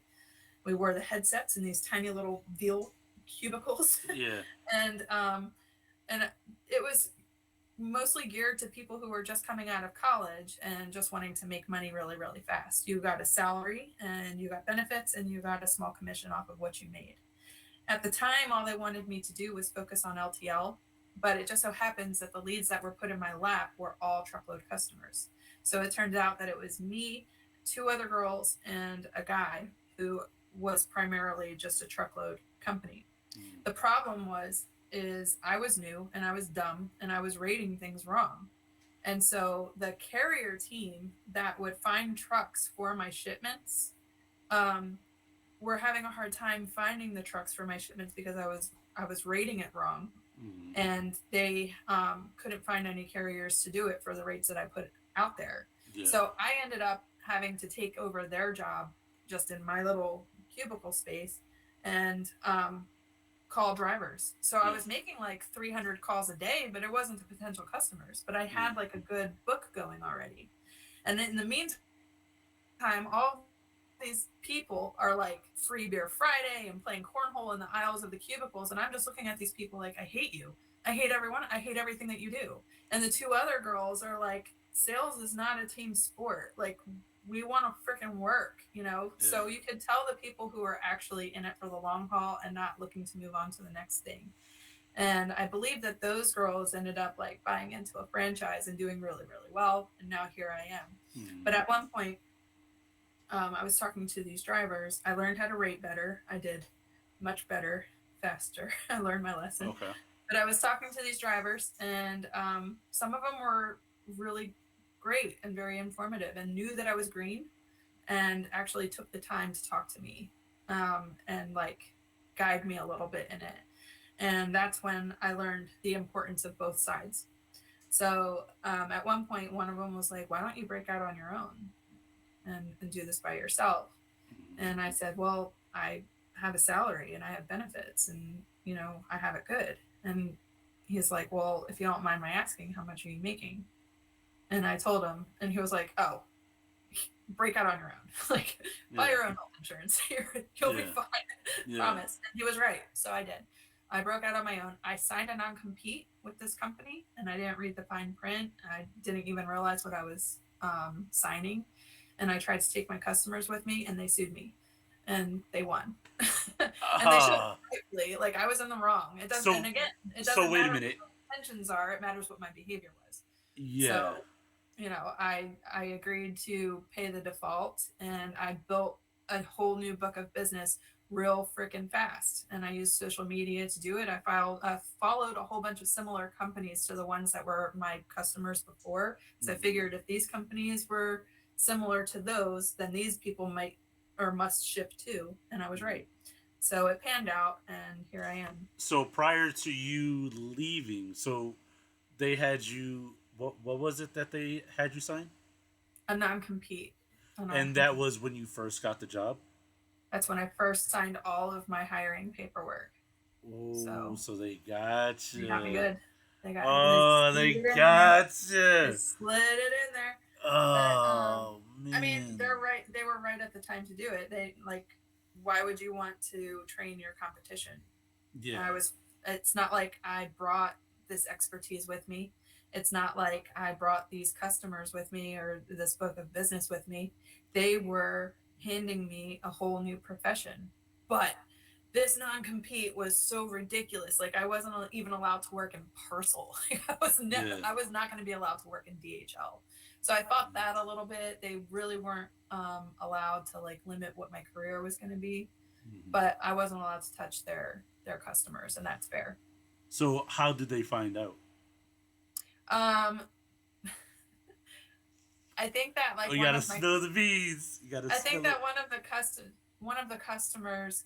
No, here's what happened. I told one of my customers that I was leaving and that I was breaking out on my own, and I made the mistake of sending that through the work email. So basically, I just said to everybody, it's been a pleasure working with you. Blah blah blah. I will not be here. I'm going to hand your account over to blah blah blah, another rep that was going to handle it. And the thing is about those three PLs is that the sales agents or the national sales reps don't know anything about freight. They don't know anything about carriers. They don't know anything about trucking. All they know is how to rate something and then send it off to the next person for that person to handle and then collect a commission on it. Yeah. They don't know this stuff. This is the good stuff and this is the rub. Mm-hmm. And so I sent the email and somebody replied back and they're like, "Oh no, where are you going?" Blah blah blah. And I was like, "I'm breaking out on my own." And then when they got a hold of their new rep, they were like, "It just sucks Anik's leaving, but I wish her best and like, opening up her own thing." And they were like, "Hmm, what'd you say?" Mm-hmm. So Legal contacted me and they were like, you are not to contact any of your customers at all. And the one thing that, like, if I had not sent that second email, the one thing that would have saved me is just saying I did it through work emails. So technically I was still employed with you, Yeah. you know? And I was just informing them and passing them on to the next person. But again, accountability is a big thing. I knew what my intentions were. Hmm. And so in that case, they were right. And so I had to just own it. And if you don't mind me asking, what like like dollar amount? What was the amount that they sued you Oh, it was nothing. It was like $10,000. So like when I broke out on my for? own, Wait, all right. So you say like it's nothing followed by the number 10 grand. That's a lot. here's the thing though, like if you I don't have to pay it all at once. Yeah. A, B, it's stuck in litigation for months. So while I'm building my business in the way that I'm allowed to and building my customer base and everything, Mm-hmm. I'm making money. Yeah. So I can put some aside knowing I'm going to have to pay this. Yeah. But I don't have to pay it all at once. It took like 7 months to find in their favor, and I Yeah. just kept it stuck in litigation. But the way I see it is I paid $10,000 to start my business. There were no other startup costs. Yeah. I already That's have not a bad then. laptop. Right. So, I mean, think about it. You guys got to buy a truck. You guys have to get all this insurance and stuff like that. I had Mm-hmm. to get a laptop and a phone. So, And internet. an internet, which Yeah. I had anyway, you know? Yeah. So, it was worth it. Not just worth it because I wasn't just a cog in a system full of like immature kids right out of college Yeah. that I would never fit in with. But it was worth it in the sense that like I stepped into my own. You know what I Mm-hmm. mean? Like I found something that I was really, really good at that I genuinely enjoyed and also gave me enough free time to be able to be a mom and do the things that I loved and, Mm-hmm. you know, Yeah, pursue with what I that kind did. of profit margin, yeah, sure. Low overhead. You know, I could make way more. I could be greedy and pursue more. Yeah, I So mean, right now I'm just like, this is good. This is enough. yeah, You know, I much like unlike a lot of other brokers, have enough. And for the other ones that will never know what enough looks like, mm-hmm, they will always be cutting the feet of a guy lesser than them. They mm-hmm, will always be knocking somebody off at their knees in order to get a little bit more, which will never be enough. I know what's good for me. I know what I need to make. I know what I need to do in order to make sure my employees are taken care of. mm-hmm. I am responsible with it. I'm not trying to make the next IBM. I'm Yeah, not trying to make the next Apple product. I'm trying to pay my mortgage. I'm trying to live my life. I'm trying to create a work life balance and I'm trying to create opportunity for other people to do the same. yeah. So, I would rather not hoard it all for myself. I would rather teach other people. So, it's much more empowering to not be the one that's constantly promoted, but to be the one that is doing the promoting. So that's where I find the enrichment of it. Hence the TikTok. Hmm. This is already a 3 hour podcast. I know. Can you believe it? Like, oh my god, I feel like Joe I Rogan mean, right now. I feel like Joe Rogan right now talking to like an expert witness to like, you know, like deep dive into like the a trucking and great the world. broker, yeah, and the freight brokering thing. But yeah, Well, you had asked, what somebody should do if they want to become a freight broker, and I gave, my experience. But if I had to go back and do it over again, mm-hmm, I would probably just be a dispatcher. mm-hmm, I would still be making decent money, but I would be able to learn a little bit faster mm-hmm, and a little bit in better detail, what exactly regions were doing, what lanes were doing, things like that.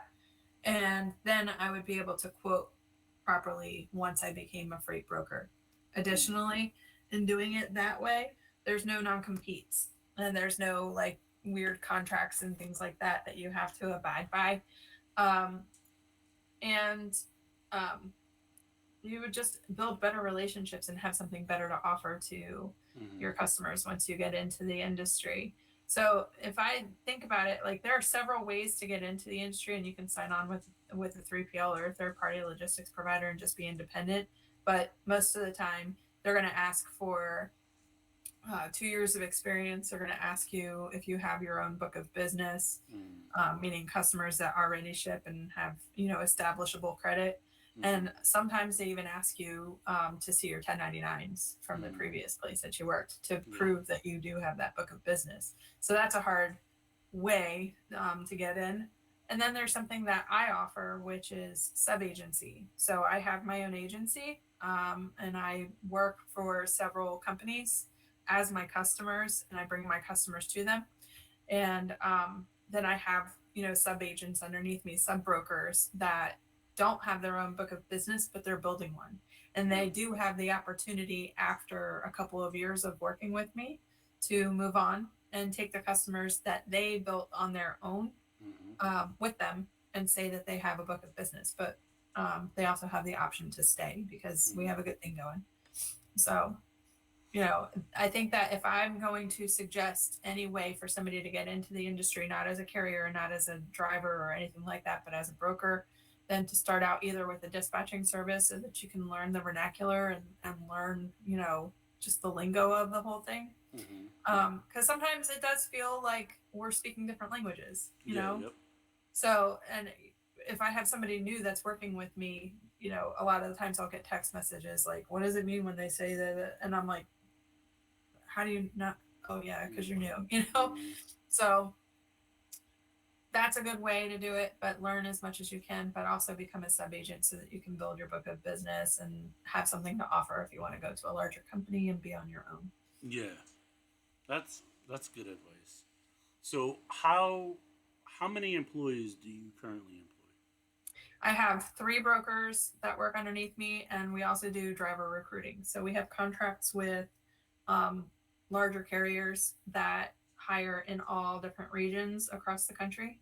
Mm-hmm. And so every week they'll update where they're hiring, and we have Indeed ads out there Mm-hmm. to interview, and we just do contract hiring for the larger carriers.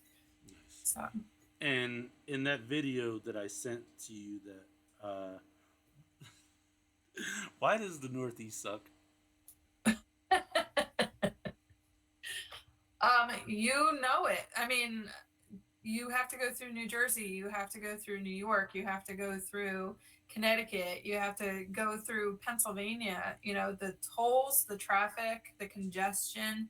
I actually lived in New Jersey. I grew up there. Mm-hmm. And everybody's like, oh, that's great. You're only 50 miles from New York. It took 3 hours to get to New Mm-hmm. York.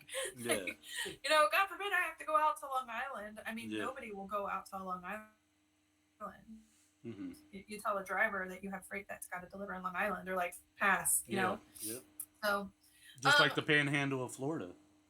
yeah, So, and I'm in Florida too. I moved from the frying pan into the fire. So, yeah.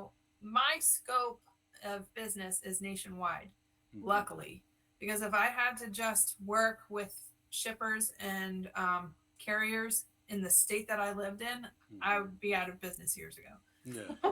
Because there's nothing that comes out of here either. It's sugar. You Mm-hmm. have like good times of year in the Northeast, Mm-hmm. and you have the times where like lobster and seafood and things like that are Mm-hmm. coming out.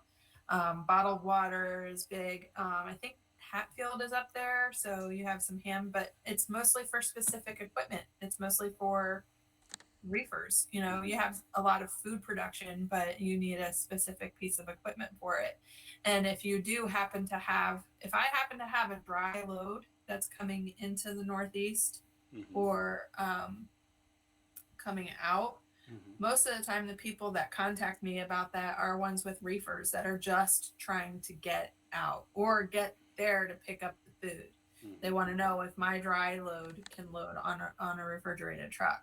Yeah. And you know that is just dependent upon how many pallets, because you lose space because of the unit in a Mm-hmm. refrigerated truck. And if it doesn't have wood floors like most reefers don't, then a lot of the times you can't brace. Mm-hmm. So um Northeast is just, there's not a lot of that kind of manufacturing that's going on like you Mm-hmm. see in the Midwest, like you see in the South. And it's got its purpose. Mm-hmm. It's got its things, but it's nothing like anywhere else, except for Florida, because Florida's horrible too. Yeah. Yeah. So, The panhandle of Florida, we always try to avoid yeah, most times. yeah, Loads, like you said earlier in the in the podcast, that some loads would have to pay exponentially well to go in because they know hmm, there's nothing coming out. right, And if the loads across the board paid like crap and that's all we had, we would hmm, only take it as a last resort. right, yeah. Yeah. All. I mean, there's a customer that we have that basically has their own fleet, but Mm-hmm. it's just a DOT Mm-hmm. number. It's not an MC number. But actually, I'm wrong about that. Something about their fleet, they're able, because of the way that they're set up, they're able to deliver things in Houston from Florida or Georgia from Florida, things like Yeah. that. And they approached me specifically to ask if I could find backhaul from these places back into Florida. Mm-hmm. And I'm like, if you can do it at, because you want to go to Florida, if you can do it at a much less rate, you'll roll. Like, Mm-hmm. say from Georgia to Florida, if you can do that for like $2,500, all you want to do is come back to your facility so that you can load back up and go to your customer. That's Yeah. just take it as an opportunity Yep. to make a little bit extra money. And they approached us about becoming a dispatching service for them to find the loads for them, Mm-hmm. which I'm not opposed to do. I'll hire somebody to do it for you and just take a cut. I have no problem with that. But that's Mm-hmm. a smart way to do it. Yep. And so, like, if you have the opportunity to provide that service to come into Florida, nobody else wants to do it. Mm-hmm. So, you'll make a killing either way. Yeah. I do like weekly, sometimes twice a week Mm-hmm. loads from Laredo to Miami. And when I tell you, when I see that request come into my email, it's just like, Yeah. oh my God, what, like, Yeah. why today? It was Yep. easy today. It's Friday. Yeah. Yep. So, um, yeah, it's, you just have to gauge it. You have to figure out what it is. What are you going to need to operate? Mm-hmm. What are you going to need to live, to pay your truck, to pay your expenses, to make a Mm-hmm. little bit of extra, and whatever it is that you're not going to be making for that, you have to make on the back end when you come out or when you go to. Yep. It's math. Just Yeah. take the feelings out of it. It's just math. Yeah. Don't take it personally. That's crazy. Like, there's so much behind the scenes stuff that Hmm, people just getting into the industry are completely blindsided going into it. hmm, Like, it's just, oh my god. But I feel yeah, like we could definitely do more deep dives and more, because I have a list of questions that I wanted to ask you and then a bunch of other people and get your takes on. hmm, But I just feel like I didn't want to mess up like the flow of the conversation sure, because you like brokers are so hated on, hmm, but at the end of the day, we need you guys just as much as you guys need us. sure. I And mean, do you carriers want to deal with Retalix? Do you want to deal with oh, you any of never these? explained what that was. What Oh, is it? Retalix. Okay, so if you have a DC or or distribution center, Mm-hmm. or locations that are multiple locations and have multiple shipping hours, and like just constantly have trucks coming in and out and are by appointment, Retalix is a tool or a website that they use to set those appointments. Mm-hmm. Ryder also offers that on their site. You have to like have a login. You have Mm-hmm. to know specifically which customer it is that you're shipping for. You have to know the addresses and the numbers of the DC that you're coming to and select that time. And it goes through an approval process. And then if anything happens, it's just a pain in the butt. Like if there's any kind of delay with a carrier or flat tire or anything like that, and they're not going to make their appointment time, Mm-hmm. the rigmarole, the mess, the disorganization of having to find somebody. I like to talk to somebody. I hate the phone, but if there's something like that happening, I want to be able to call someone. I Mm-hmm. don't want to have to go through emails and automatic replies or zero out a million times. I Mm-hmm. am that crazy woman that is like sitting in her car on her phone going, representative, Yeah, trying yeah, to get yep. somebody because I want it taken care of. And it's not that I want it taken care of because I'm selfish or I'm impatient or anything Mm-hmm. like that. I have a carrier that's dependent on me. Yep. It's bad enough that you have to deal with the stress of having a flat tire or having a breakdown or being stuck in Mm-hmm. traffic or something like that. You are relying on me to do that portion of your job, Yeah. you Yep. know? And a broker is best if they are a little bit of a control freak. I don't want your dispatcher making appointments. I don't want Mm-hmm. them calling. Like you can call and verify the load. I'm fine with that. But as far as appointments and stuff like that are concerned, let me do it. I can Mm-hmm. handle it. And I want to do that for you. That's the least I can do, you Mm-hmm. know? So I like to handle things from cradle to grave. My customers like to know that I handle things from cradle to grave, and that's why they hire us so that they don't have to deal with it. Do Yep. you want to deal with my shippers? No. You want to deal with my customers? Do you want to find your own loads all the time? We're Mm-hmm. basically feeding that to you. We just Yep. have to do it in a much more transparent and honest way Mm-hmm. because it'll go a lot longer. Think about things like just work harder or work smarter, not harder. Mm-hmm. I would rather have go to carriers that I have relationships with that know that they can trust me and only work 10 minutes Mm-hmm. as opposed to dialing for 2 hours trying to find somebody that's going to do it. Yeah. So, and that's not going to happen if I'm dishonest. Nobody's going to want to work with me. Mm-hmm.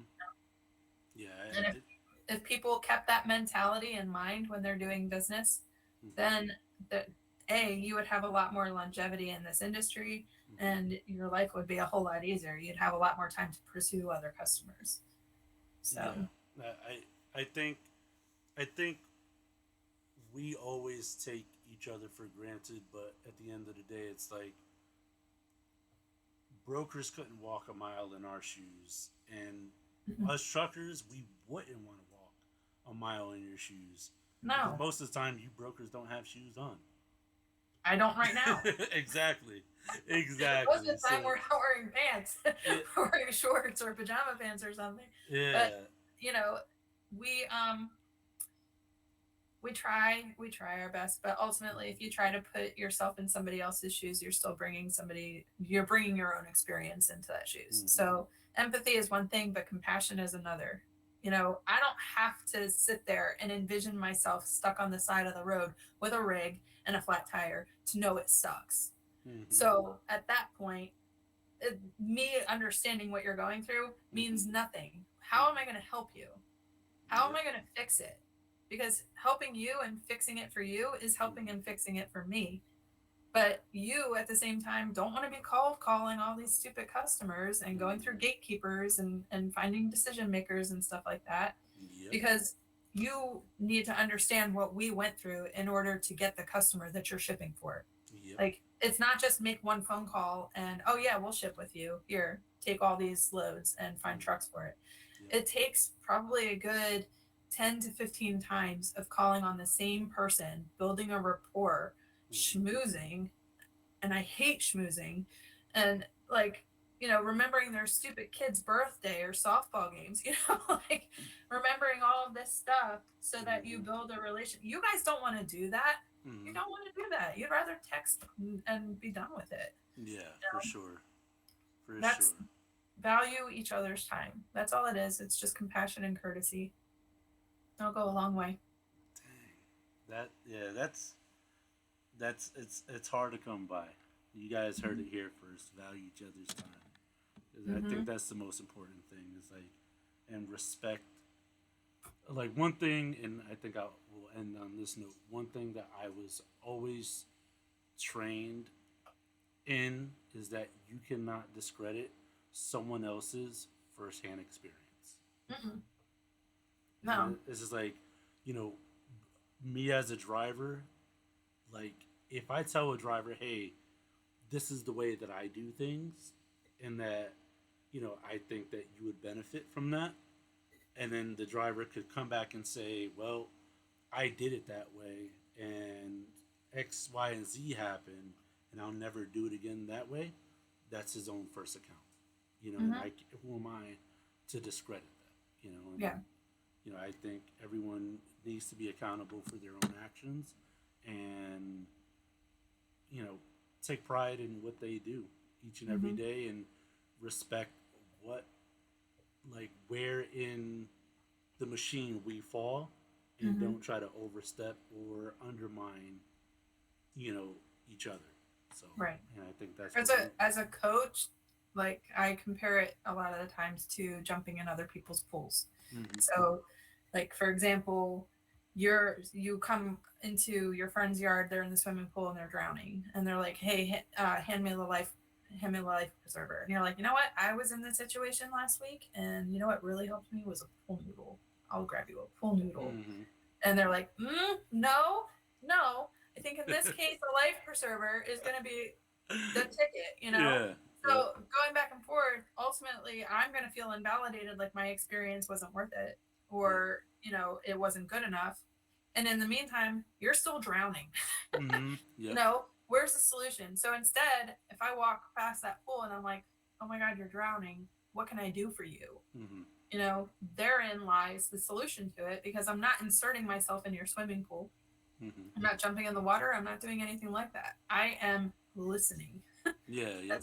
That's all my job is listening a lot of the times, and then following the actions and the steps beyond that.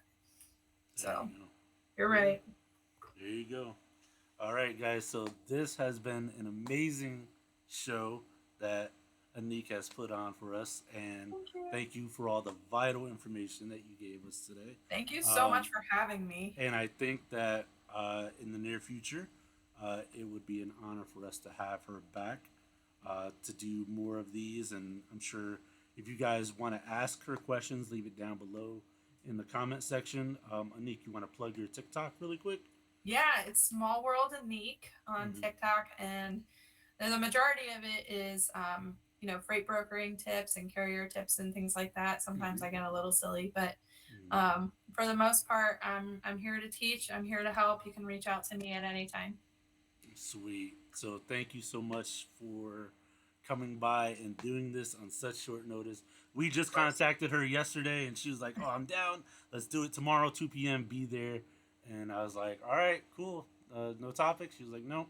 So on Huh? such short And did notice, we need it? Did no, we we need it? didn't. It was We just didn't need it. when you guys, like, one last thing, when you guys do what we do on a day-to-day basis, all this stuff comes so naturally that a lot of times you don't, unless there's like very important topics, and I do have some, and I do have some questions, and I will probably ask Anik to stay after the podcast so that maybe we can review specific topics just for a few Hmm. minutes and talk about certain things, and we could clip that into shorts so that we get the meat of it, and then post that, for her channel and my channel, and that way you guys don't have to watch a 3.5 hour long podcast to get the meat and the potatoes of it. Stay tuned. So I think that there are definitely topics of discussion out there, and if you guys have any questions or comments or concerns or topics that you guys want us to cover, I think this is the start of a great relationship and a great teaching, um, a place to come to learn something valuable from people that deal with this firsthand in the industry. And I am behind the scenes. When I told you guys I'm working on stuff behind the scenes for you guys, I meant that. Even though I'm cranking out over 60 hours a week at my job, I'm still working on content behind the scenes, and I'm still working on building relationships. But as you know, people suck and people are flaky in the year 2020. Basically, after people were paid to stay home, people are flaky as hell. All right. So I'm trying my hardest here, but I can only do what I can do with the time I have allowed. So again, thank you so much, Anik, and Thanks for Thank you to having me. everyone for watching, and stay tuned for more great content. And you want to plug your company one more time? Yep, it's Small World Ventures LLC, and the website is the same name, all spelled out. All right, cool beans. So we will see you guys on the next video. Thank you guys so much for watching, and we'll see you later.